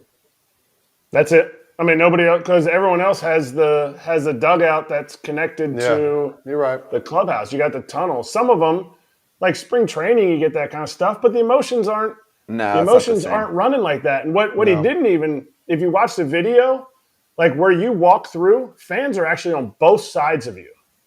And it's kind of, it's crazy. I mean, it lends to a situation like that, but why there's an opening in the net right there, I don't know. But again, Rendon shouldn't have done it. Yeah, but agreed, and he should be, disciplined for that. My other end of the spectrum, though, is if I'm Angels rep, player rep, whatever it is, I'm calling the commissioner's office and I'm saying, hey, can we stop with this already? The billionaire owner of the A's, this is what you do. You call him up and you say, hey, this is what it should have been switched years ago. This gets switched, or you don't get to sell those seats up front. That's it. And then guess how quickly that would be changed. Yeah, really. I'm just waiting. I want to see what happens before I keep going on about this. But yeah, it'll be a different perspective once I see exactly. Because usually they don't really tell the fine. Usually in base, they say, oh, he got fined an undisclosed amount. But are they going to come out and be like, hey, listen, he's usually, you got suspended 7 games. So he gets fined for that and the money that he was supposed to make there, I would assume. So we got to figure that out first before I keep going on about it. You see, You're fired I'm up. more passionate about it, man, because players get a bad rap sometimes. He shouldn't have touched them. I get it. He shouldn't have touched them. But fans shouldn't have been there as well. And calling him a bitch and all that other stuff. You also need to explain yourself too. I think he was saying he didn't want to comment on it for reporters. So, and if that's the case and you're waiting for it to all play out, that's fine. Yeah. And he's a quiet guy. He doesn't like doing interviews. He'll be the first person to tell you that. But you do have to say something, whether it's defending yourself, apologizing. You got to say something so that you're just going to say nothing. All right. So here's all these incidents. Like fans like, oh man, he better say something, but he did something wrong. Like, why does he have to explain himself to everybody else when everybody already saw it, right? I'm not trying to combat and be that jackass. No, everybody's always like the fans, the people. He's got to go up there and explain himself why he did this, why he didn't show up to practice, or why he got in this guy's face. Well, he doesn't really have to, but for everybody else to hear it, oh man, and then he'll apologize and it wasn't sincere enough, or he only talked for 1 minute, he only answered this guy's question. They're going to find something wrong with everything. You're right. He doesn't have to. Okay. But then you are leaving the public to judge and do whatever they want. Can I give you the perfect example of how this was nailed last year in the best way by a player? Would love to. Oh, he's moving on. Yeah, he's this pissed guy's off pumped. too. You can see Frazier and me are hot right now. Alec Bohm. Mouths that thing to the Phillies fans, and if he doesn't say anything, he gets looked at completely differently. Yeah. We know how Alec Bohm is, right? I've been around him multiple times in life, and I'm like, good dude, means well, like you have your moment. Yeah. But we're human beings. If there's always going to be troll losers that are going to be against anything that's said or done or whatever. Yeah. But the way he handled that right afterwards, he actually went from being like, this guy isn't working out yet on D the way we want him to like winning the city. He's one of the most beloved players on the Phillies now. I want to hear Ken Rosenthal on this. Can we bring him in? Yeah. Can we please bring him in? Let's bring in Ken right now. Because this is a huge – Ken, how you doing, brother? Good, Todd. How's it going, man? Good. So I don't know if you heard me talking about the whole situation. I'm with the player. But I don't think Anthony should have touched him. Let's not get that twisted. He should have never touched a fan. Okay, you're allowed to speak your mind, get after it, but at the same time, he's saying he needs to get on a mic and say how he feels. And I didn't say apologize or talk about the whole situation. I feel like he might not have to do it, but at the same time, listen, it's a big instance that's happened. There's got to be some repercussion. I get it, but the fans definitely in the fault too. He's right in your face talking smack. We don't know what happened. So explain. I would love to hear your comment about the whole thing. Couple things.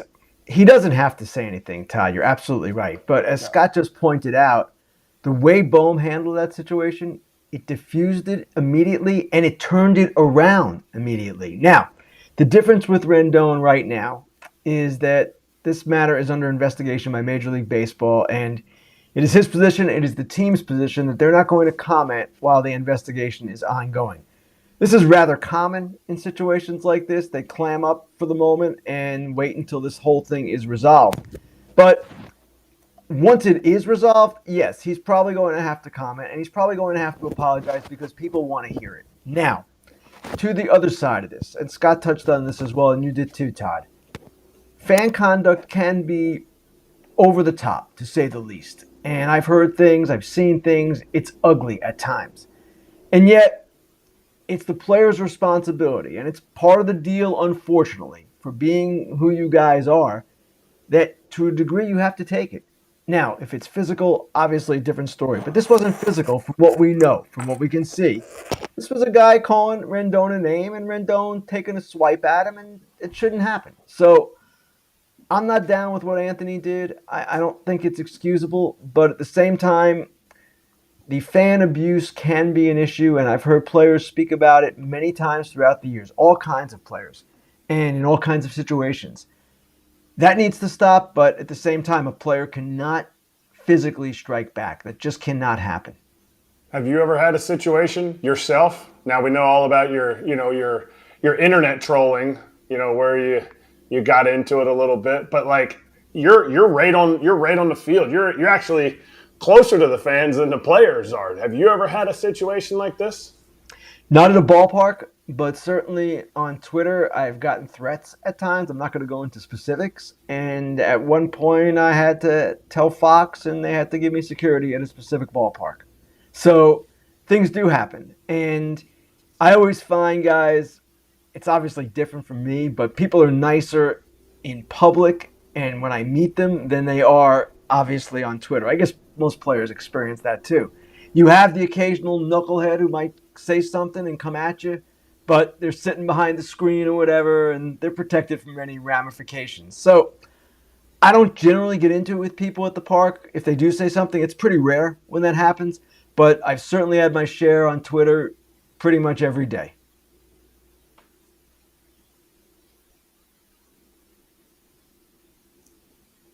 Oops. And it's not like that anywhere else, according to every player we've talked to now today, including our guys. Muncie was just on. Do you think that the league should step in? Because this is a preventative thing, and maybe it's not something that can be done that easily. But see, that's news to me, is that there's that much proximity with fans and players that even when they're going in and out of the tunnel there, they are right along with a whole section of fans. To me, in today's world, that is asking for trouble. And to me, that's something that the league office should be able to say, hey, Oakland, I know your stadium sucks and you might not be there for long. That needs to be fixed, or you can't sell those seats because it's a safety issue. In Oakland, it's definitely that way. And the guys can speak to this. Erik and Todd, they know the ballparks better than anyone. In some ballparks, you can get fairly close. And that proximity does exist. But that is the responsibility of ballpark security to ensure that if such a situation like that occurs, Scott, that person gets ejected and not allowed in the ballpark for a set amount of time, whatever the rules might be. That's what ballpark security exists for. Now, in this situation, the game is over. I don't know what's going on there and where the security guards are, if anywhere. But if that's going to be the case, if the fans can hang over like that, and you guys know this, they can do that in Oakland as you're walking off the field, well, you have to take extra measures. Tell us about your pitch clock article. Just what's happening with the first weekend, what you've seen and what you've heard, and it's super interesting to me. Erik, to me, it's a huge positive for the sport, and I've heard that from the majority of people I've talked to, especially inside the game, but even some fans too. They seem to enjoy it, and the pace is much better. The times of games are much better. And obviously, you're going to have some dissenters. You always do. It's a free country. People are entitled to their opinions, and there's never unanimity on anything. But I would imagine if you took a poll of baseball fans today, it would be overwhelmingly positive in favor of the clock. Now, my latest article just came out today. It's about something Zach Wheeler said to me during spring training. And he was raising questions about the clock. And he said to me, hey, that Bryce Harper at bat in the NLCS, that doesn't happen under these rules. And he's right. Harper took 50 seconds, 5-0, to get from the on-deck circle to home plate after JT Realmuto's single. Then each pitch in the at-bat was an average of 25 seconds. That's longer than is allowed now with a runner on base, which is 20 seconds. And the drama in that at-bat built. And it built in a very special way, and the dead time probably was part of it. So I kind of raised the question, is that kind of moment going to be lost? And I went back and looked at some other Great postseason at bats from the past. The Mookie Wilson at bat versus Bob Stanley. A memorable at bat. It wasn't necessarily what Mookie did. He hit the swiveler to first base that went through Buckner's legs, but just what happened, how the outcome resulted from that particular plate appearance. And then I looked back at Kirk Gibson and Dennis Eckersley, and I spoke to both those guys. And I asked, okay, would that have been different? Could it have been that way under these rules? And obviously the answer is no. And both guys said the same thing, that they like the clock, but at the same time they feel something will be lost. Now then the next question becomes, do you as a sport, does Major League Baseball alter the rules for the late innings of regular season games, for the postseason, or both? Should that happen?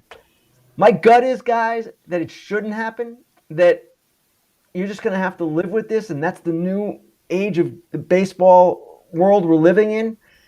But it's a fair debate. The commissioner, Rob Manfred, has left his options open. He wants to reserve judgment, see how games play out, which is understandable. But this is a question that's going to come up again. And my basic feeling is, if you change it for the postseason, well, then you're going back to the games that the fans said they didn't want, which is what prompted this whole thing in the first place. The fans said they wanted more action between plays and shorter games. Well, that's what's happening. So to go to the postseason, and then you have, again, 3.5, 4-hour games, well, you're losing that share of the younger audience you might be gaining, who can now see the conclusion of postseason games, which they haven't been able to do before because they're young. And you're not necessarily giving the people what they want. So it's a really delicate subject. It's an interesting subject, and it's going to come up again and again this season. Two other parts I want to get into is how it is for you, because I know we talked about that before your first official regular season game, and then also just everything else that's being impacted, like stolen bases, batting average. We're seeing way more singles. We're seeing parts of the game that we hadn't seen as much of for a long time. And still, of course, and I'm just going to bring up and generalize, you get plenty of complaining, even in last night's game, like this, on social, this isn't baseball. When there's like one little hiccup, we've had like 4 freaking days. There's one hiccup, or there's gamesmanship, right, that's being done, which you're going to have plenty of that. And all of a sudden, this isn't the same game. No, it is the same game, and we're actually getting back to a version of the game that I personally love. And I'm in my mid-30s, and I loved the game in the 90s and the early 2000s and thought it changed drastically. So the TV thoughts and the rest of the game, what do you think? The TV part's really interesting. And in my role as a dugout reporter, I was pretty concerned about this because generally when I speak, it's between foul balls, between at-bats, in the dead time. That is now gone. There's still some dead time, of course, the 15 to 20 seconds between pitches and all that, but that's that's a difficult amount of time in which to tell a story, put it that way. So it turns out we talked about this as a broadcast team. I'm sure AJ will have some thoughts when he comes back on his broadcast and how it went. But basically all I did, Scott, was shorten up. And it's not the same length of story, but there's nothing wrong with self-editing, both when you're writing and both when you're talking on TV. You can often say the same thing in 15, 20 seconds that you're saying in 40. Not always. You can't get all the content out there, but that was just the adjustment that I had to make, and the adjustment Joe Davis and John Smoltz made in different ways in their roles. So I don't know that it compromises the broadcast at all. In fact, I was pretty pleased overall just listening and thinking that it was pretty much the same as it's always been. Now, as for the different rules and things coming into play and the consequences, the positive consequences we're seeing, yes, base hits are up, singles are up, stolen bases way up, and I expect that's going to continue to probably level off at some point, but because of the rules, stolen base attempts are going to keep increasing until teams figure out a way to shut them down. So it's positive for the game. It's more action that we're seeing, and that was the intended result. It's what we're getting. So in my view, it's a more interesting brand of baseball. It's what you said, Scott, going back to the 70s and 80s, the brand we were seeing back then, and that's healthy for the sport. Now, will there be consequences as we go along? Oh, yeah, there are going to be, and I'll give you one. So I talked to Garrett Cole about this, and I mentioned something that we were talking about in the show last week. JT Realmuto, that opening day game when the game sped up on Aaron Nola, and JT basically said we couldn't slow it down. As a catcher, I could not slow it down. And Gerrit Cole said, hey, teams don't make enough use of their mound visits. They haven't gone to the limit in the past. They're not going to the limit now. As a team, we, the Yankees, have discussed if such situations start to get away from us, go to the mound. Use the mound visit. You're allowed 5 in the first 8 innings and then a 6th in the 9th if you use up your allotment. So what's interesting about this is if mound visits increase, it's kind of against what baseball is trying to achieve. It's going to slow the game down again. But right now, it might be the best way for the team on the defensive side of the equation to slow the game down if it speeds up and starts to get out of hand. Hey, Ken, stolen bases. This is a big topic on this show.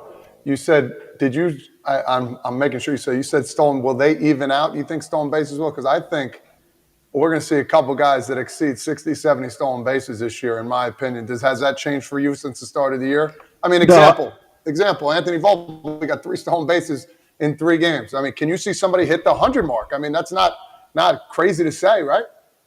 No, I don't think so, Todd. And what I meant to say was there will come a point, I believe, where teams have pushed it and have to pull back a little bit. But are the numbers going to increase, both attempts and successes? Absolutely, they're going to increase. And a guy like Ricky Henderson in this game, we'd be looking at 150. I mean, you know what? Some crazy number. That. Because appreciate that. He could, well, he was the best of all time, of course, but a good base stealer, and Volpe appears to be that. His instincts appear to be really good. They're going to be able to take advantage, and the 2 disengagement rule, the larger bases, everything that's in play here, the fact that for years relievers have not even worried about stolen bases, and now they have to. Oh yeah, we're going to see this ramp up, but at some point, what I was trying to say is that it will get to a point of no return where teams just will have to go backwards a little bit because they're maybe getting thrown out too much. Maybe that doesn't happen, but I anticipate that there is some leveling off at some point. Hey, let's talk about analytics here a little bit. I don't know if you saw, I'm sure you did. Rob Manfred talking about analytics, talked to an old-time senior owner talking about he's got 75 guys. I don't know what the hell any of them are doing. I find that fascinating because, I wasn't a big analytic guy. I'm still not a big analytical guy.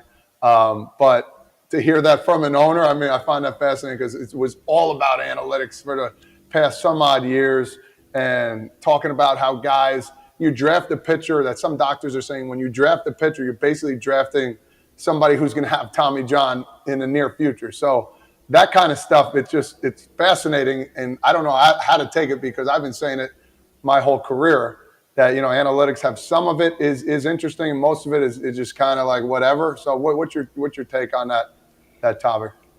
Well, first of all, the teams that were at the forefront of the analytics movement had a much greater advantage because they were doing things that other teams weren't.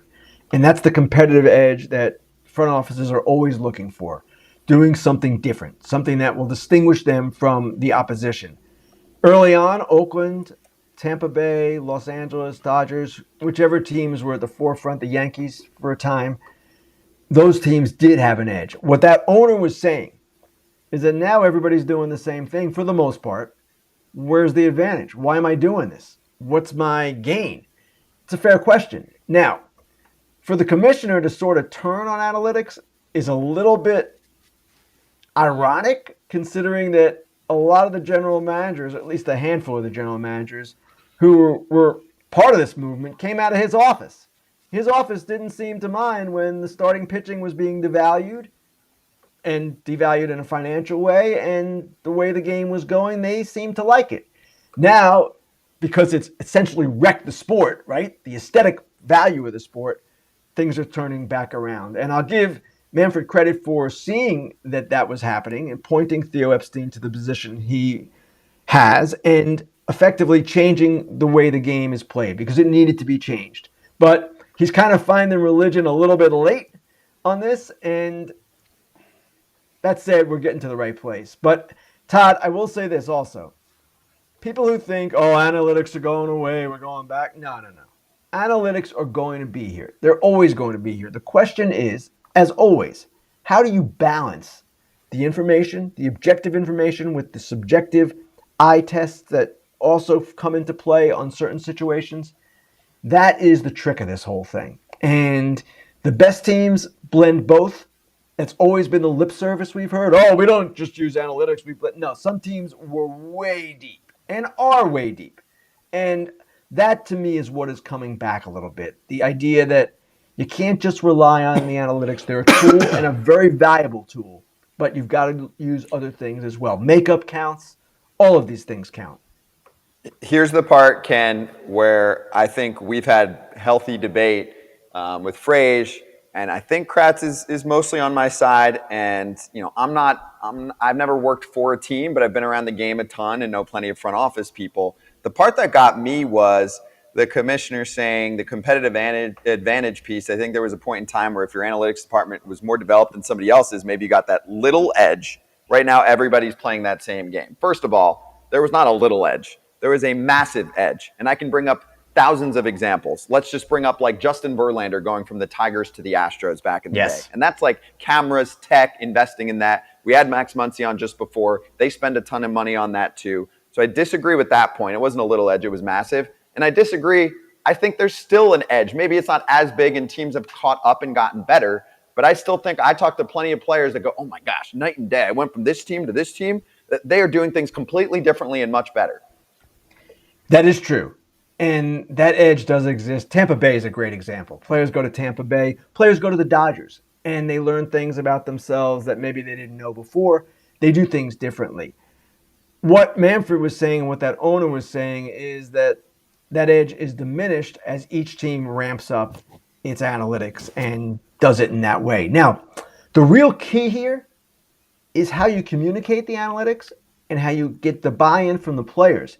That's a separate situation from the actual numbers themselves. That's the implementation of the analytics, and that's the whole key to this thing entirely.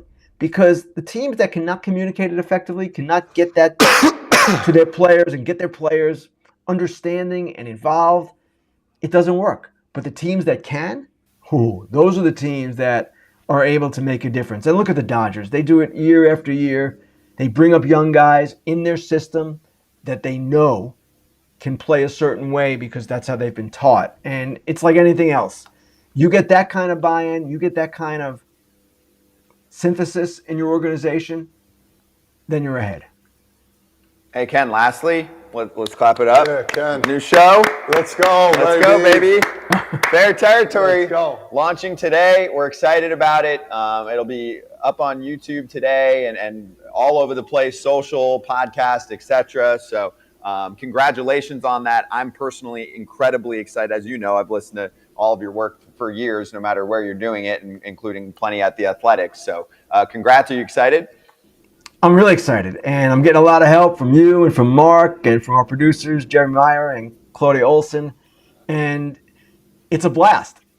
And frankly, it's not much different than when I used to do Scott on Hot Stove on the MLB Network, but as I say in the show, the difference is I can talk now without getting interrupted by Vescursion and Reynolds, and it's kind of peaceful. It's kind of nice. So, yeah, we're gonna have a lot of fun with it, and I look forward to doing it every Monday all year long. I love it. Yeah, it liberated. It's like, hey, I'm free. No one's stopping me in any way. Even AJ, who of course gives me a little bit of grief on this show from time to time. I get it. But I don't have to hear him when I'm on my own show. Exactly. That is your damn show, yeah. And Ken will still be with us each week as well. So, Ken, cheers. Congrats on the new show again. We'll all be watching later, and we'll talk to you later this week. Thanks, guys. All right. Awesome. I'm pumped. I was waiting to announce that until we had Ken on with us, obviously. Ken's big dog, man. He's got to get his due. Good for him. Good for him. Hell yeah. Hell yeah. All right. A couple things left to do. Oh, my gosh. The show has beyond flown. We've been going fast, man. I'm telling you. I mean, we had like 8 guests today. I've been passionate about everything. And when I get more passionate about things, the time flies. Yeah. So we need to jump on that. I think we jump back on it again. That's also why this exists, though. Like I know we covered the Rendon stuff already, but when something like that happens, you need free speech Player perspective, exactly. fan perspective, which I'm trying to provide here. Retired Ken's player perspective, retired player. You're acting also. Kratz, he's like, oh, I'm an old player. You retired like a minute ago. You're not an old player. I didn't mean to He's say talking like he's talking like he's Ty Cobb. Ty Cobb. I didn't mean to say I don't like use that. it. I sharpen my spikes. I'm an old school player. You're like, what, 3-4 years older than Max Muncy when we have him? I don't even know how old he is. How old is he? How old are you? I'm 27. You're 27. No, Plus man. tax. 37. Max Muncy's 32 years old. 5 years. So, and we've had players on that are playing today. As you know, there's some players. I mean, Max Scherzer's older than you. Isn't he 38? He's up there. Yeah. Verlander's got to be up there. Who's up there? Verlander. Oh, Verlander's 40. Tom Brady. Yeah, Verlander's 40, and he's trying to play 5 more years. You didn't hear me say Tom. What? He's older. Tom Brady is much older. Just Yeah, letting you know. I thought That's you were all. saying Verlander's trying to beat a Tom Brady. Yeah, That's what I'm saying. No, don't do that. Yeah, Tom's got age on you. No, don't do that in certain ways. When your wife says time to stop playing, you stop. Anyway, so we got 2 more things to hit before slap hands. One is a little social media run through, and Frage is going to start us off here with that. So this is phenomenal. I saw this the other day. I think before you do it, there we go. Yes. Every show. Every show, we got a situation. There he is, with a finisher. What's the finisher? Finisher at the end. How you doing? What is that? I'm not a car guy. Some Cadillac. I don't know what something. it is, but when we show, want to see the video Yeah, first? now let's show the video. What's the situation here? This, all right, so situation. It's a college softball game, and the best part about this, the head coach doesn't get thrown out of the game. A girl hits a home run. The runner on first, I guess, left early. I didn't know this was I knew if you left early before the pitch is thrown, you're automatically out. So the girl hits an absolute oppo-taters, money. So the girl on first leaves early, home run.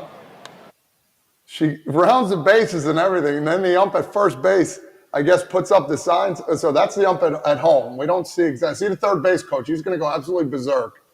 So the guy at home, we don't see exactly what he does. Look at the girl. She's pissed off. She knows that the umpire said something, called him out. And now the third base coach, not even the head coach. Yeah, get some dirt on him. Throw the base. Yeah, let it go. I love that. You know why? I respect that even more. He kicked dirt on him. They let him know. Give him the business. Such a bullshit rule. Girl just hits an absolute tank. The runner on first had nothing to do with scoring because the ball was out of play. And he's not even the head coach. That's the best part about it. This is a problem, but this is a good problem because you know what? The guy umpire didn't even turn around. Give him an explanation. Go back at him. I totally enjoyed what he did. I know he got a lot of flack for that. But listen, everybody's passionate about it. This is a sport. You want to win. Like if there was no winning and losing, yeah, give it to him. He's still going. God bless him. And then the head coach is like, you know what? Do your thing, man. Because it probably would have been him. He gave it to him. The girl hits a home run. Now it's negated because the girl from first base left, tints early? Yeah. You know what it is. You know, so that's the big problem. Umpire, come on, figure it out, dude. Don't be a hero. The girl left early. She had nothing to do with it. Come on, dude. That's the biggest problem. Turn around and give it back to him if you're going to be an umpire. You got to be ready for that. You think Joe West would have just walked away? Oh, hell no. He would have made an album about Exactly. Good for that coach. You got after. You got your money's worth. Good job. I mean, you're not going to give anything to that third base coach? I mean, those sleeves on that cut were tough. I mean, he was going Euro-style pants. Scotty Braun sleeves. He was going Scotty Braun sleeves for days. Like, he went – I mean, he knew that was going to happen. But who goes – I love the base throw. The base throw is always there. But the dirt kick – come on, man. I love the dirt kick. I love it. Nah, I mean, that's eyewash. The sleeves, what else are you supposed to do? The dirt kick, eyewash. What else are you supposed to do? You can't push them or touch them, right? I mean, we talked about touching other people. You can't touch an umpire. How about a little chest bump? Give him one of these. I heard one time, umpire, that we got back to this whole situation. We got to do an episode on people getting thrown out because I got some good ones. Like, umpire, we're head to head. So you have your hand on the head. Umpire goes, hey, you're beaking me. You're because the bill of the head was hitting him. I thought that was a great line. You're beaking me. So I use that all the time. I get hit in the head. I said, dude, you just beaked me. And they're like, what are you talking about? The beak of what kind of bird? What the heck is the thing? A duck. Yeah, but you got the the brim is in So they're going back at it. Boom, one hit the other, then the other. They're going at it for a good 10 seconds. But the problem is their umpire. Turn around. Talk back to him. Give him the explanation, man. Don't bitch out and walk away. Let's go. Also, if someone hits a home run, like to me, it's like a dead play. Like it's a home run. Yeah. Like shut the fuck up. That part, because that happened at least once or twice last year in an MLB game. Yeah. Where I think it was like Bellinger. One of those guys had a homer taken away. Someone was crossed up on the base path. Whatever it was. I know you got to follow the rules and all that, but on a homer's a dead call. Yeah. The leaving early thing, that's tough. Yeah, when you're stealing a base, if that's the rule in softball, that'll be a big time advantage. You can't lead, so I get that, but she had nothing to do with the play. She doesn't have to retouch. The girl just hit a homer. Let him walk around the bases. That's what I'm saying. Bullshit, but all good. Kratzy, are we wrong? No, but they broke the rules. Like where do you end? The rule is broken. Crossing the base paths. At some point, like you can't. That's a bonehead play. You lose your. That's like saying. Was it last year when Ke'Bryan Hayes missed first base? That was the one. That's the one I'm talking about. Yeah, yes. Like he missed first base. Like how hard is it to touch first base? How hard is it to not leave early? I agree. I agree with that 100%. I agree with that 100%. But in softball, even if she left a tad bit early, the girl hit a home run. Like, come on. That's ridiculous. That was good. I feel like we fixed the problem here. I got two more for you on social. One is Eric Swanson, huge Adam Wainwright fan growing up. Is Waino just going to win the week every damn week? I mean, he steals the show on opening day, singing. Then he finds out about Swanson being a huge Cardinals and really Waino fans, his favorite player. He brings out the signed jersey, the whole deal, and it sounded like it was organic. Like he got word about it, and he set it all up. That's what you're supposed to do. That's a beautiful thing. I've done that for a couple of people during the years, and it's when you hear about it, you want to do it because it makes you feel good, dude. I appreciate that from Waino. I know Swanson appreciates that, and that's a good keepsake. See the ones I got down here, so I got some good keepsakes too. It's pretty neat. That's awesome. I love that. And then Kodai Senga making his Mets debut. Is that your pick for Rookie of the Year? I think it is. Yes. Meet the Mets, greet the Mets. Hey, 8 strikeouts. He's phenomenal. What did he say about his debut? Yeah, I think we have it. Let's see if we can run it. First thing, definitely a lot of nerves. My legs felt like a ghost.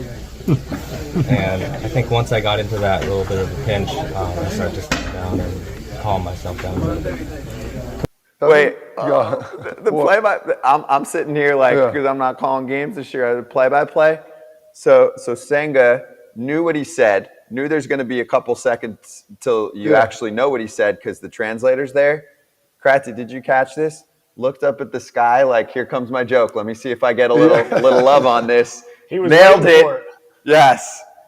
Oh, that was good. That was good. See, that's a guy I'm going to sign up for, though. Like, I'm a fan. He's already had a few lines that have been awesome. He's playing to the crowd. He's the ghost guy. Well, let me ask you this. What if your legs feel like a ghost? What does that mean? No, he's just referring to the ghost his pitch. Fork. But the ghost fork. I was just confused. My legs feel like a ghost. A ghost? Yeah, I've never heard of it. I'm not mad at it. I'm just confused.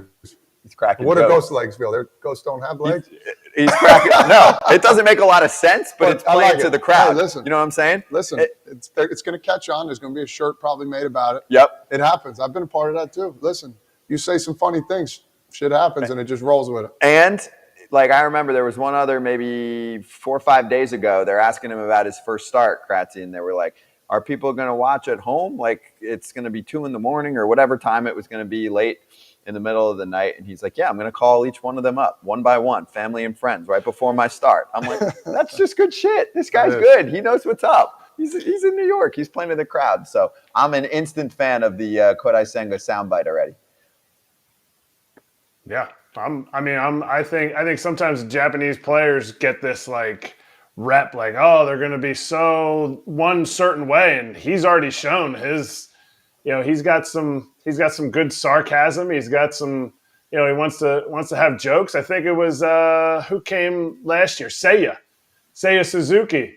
they asked him why he's wearing 27, and he said because his favorite player. And they were like, "Who's your favorite player?" Mike Trout.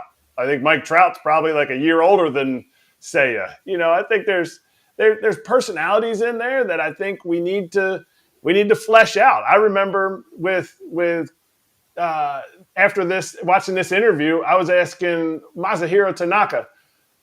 He married a pop star over in Japan, and so they're like a royal power couple. And I said to Masa, Masa, who gets more people coming up to them on the street if both you and your wife go out? And he looked over at Chingo, his translator, and he looks at me and he goes, Kratz, he said, Masa famous too. So all you see in the media is, this like stoic one way. And I think hopefully when, we get Kodai on, Kendai, we can, he can come on here and we can yuck it up a little bit. Yeah, and I know, translator on here, no problem. We can make that all happen because Darvish is hilarious too. He's a good social media guy too. He's got funny lines. Hey, let's start slap hands because this conversation gets me thinking about something. So we all got something to do here. It is slap hands time. And also for the diehards, the OG Foul Territory crew, look forward to a new slap hands very soon. It was put together late last week. You remember? You were part of it. You were part of it. It's going to be a blast. It's going to be good. Right down here, yeah. Yeah, stay tuned. So for me, for slap hands, actually, it gets me thinking. What I learned today, something that stood out, you send Dylan Cease and the Tiger Woods of disc golf out on the streets.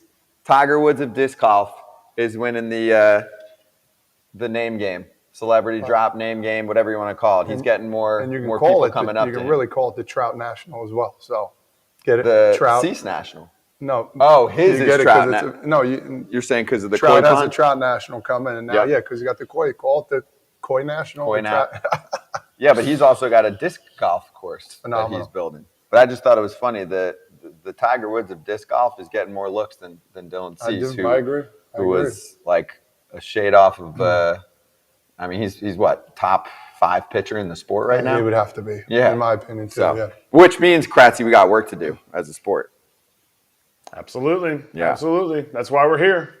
We are also here because we've had some viral videos throughout our first month of Foul Territory, but none has gotten as much traction as the 7-figure views being racked up and counting. Here, let's listen for a sec. That is incredible. Here it is. That is incredible. Wow. And so if you check out the Foul Territory TikTok right now, that's just incredible. A little snippet of what you would get for about a minute of a Kratz breakdown of his ridiculously impressive and lucrative opening day walkout on the orange carpet. So Kratzy, usually what happens when, the influencers, like TikTok influencers, something goes viral, then they do another video like talking about how it went viral or how they put it together. So here's your moment right now. Your thoughts on the reaction from the world of all of the people we spoke. Like we've had Scherzer and Lindor and Correa and go down the line. We have had studs. We had Hawk Harrelson breaking news that he got fired. Erik Kratz is the most popular TikTok among the young crew. What do you think? I mean, I knew it would be. This is what I do. I make gold.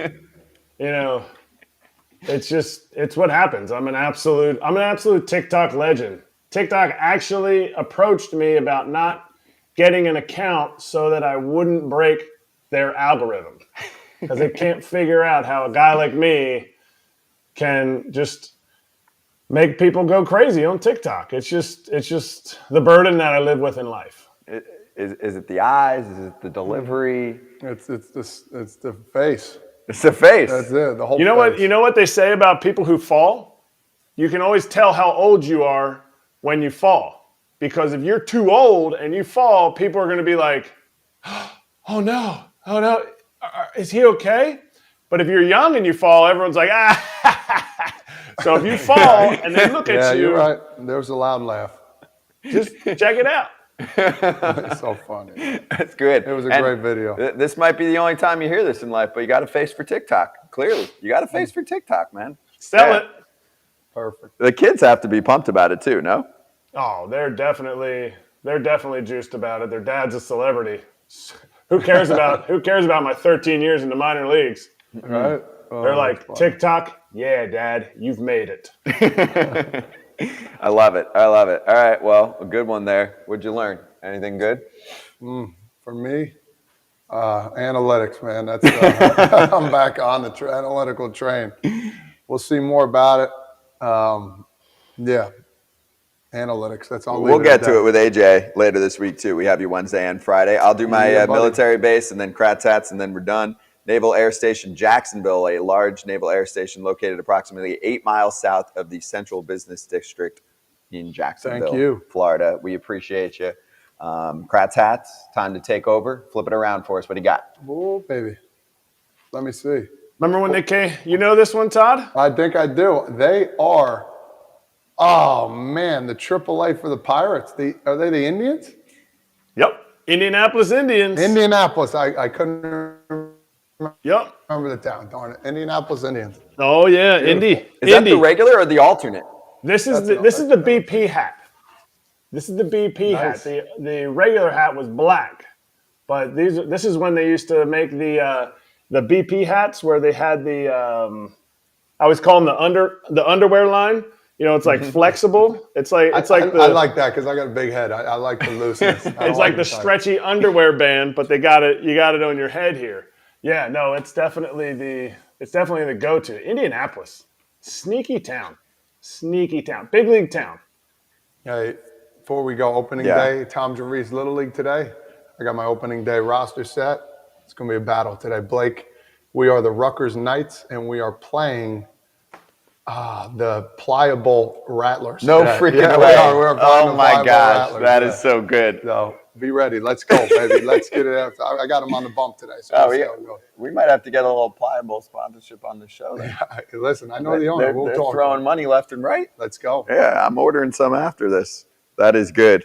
Can these teams make it to the Little League World Series? No, not yet. My son's only. So he's Not playing. age He's eligible? playing. It's 9, 10s, and 11s together. Right. You have to be 12 years old to make it to the Little League World Series. Oh, okay. So not that. 11. Not yet. Anything under 12, I Yeah. should say. You can't be older. Except back in the Danny Almonte days. Then it was, I think, 16 and over. Orlando Paulino, Little League. How you doing? That was just Monday on FT Live. I'm Yeah. afraid for what the rest of the week looks like. We'll see you on Tuesday.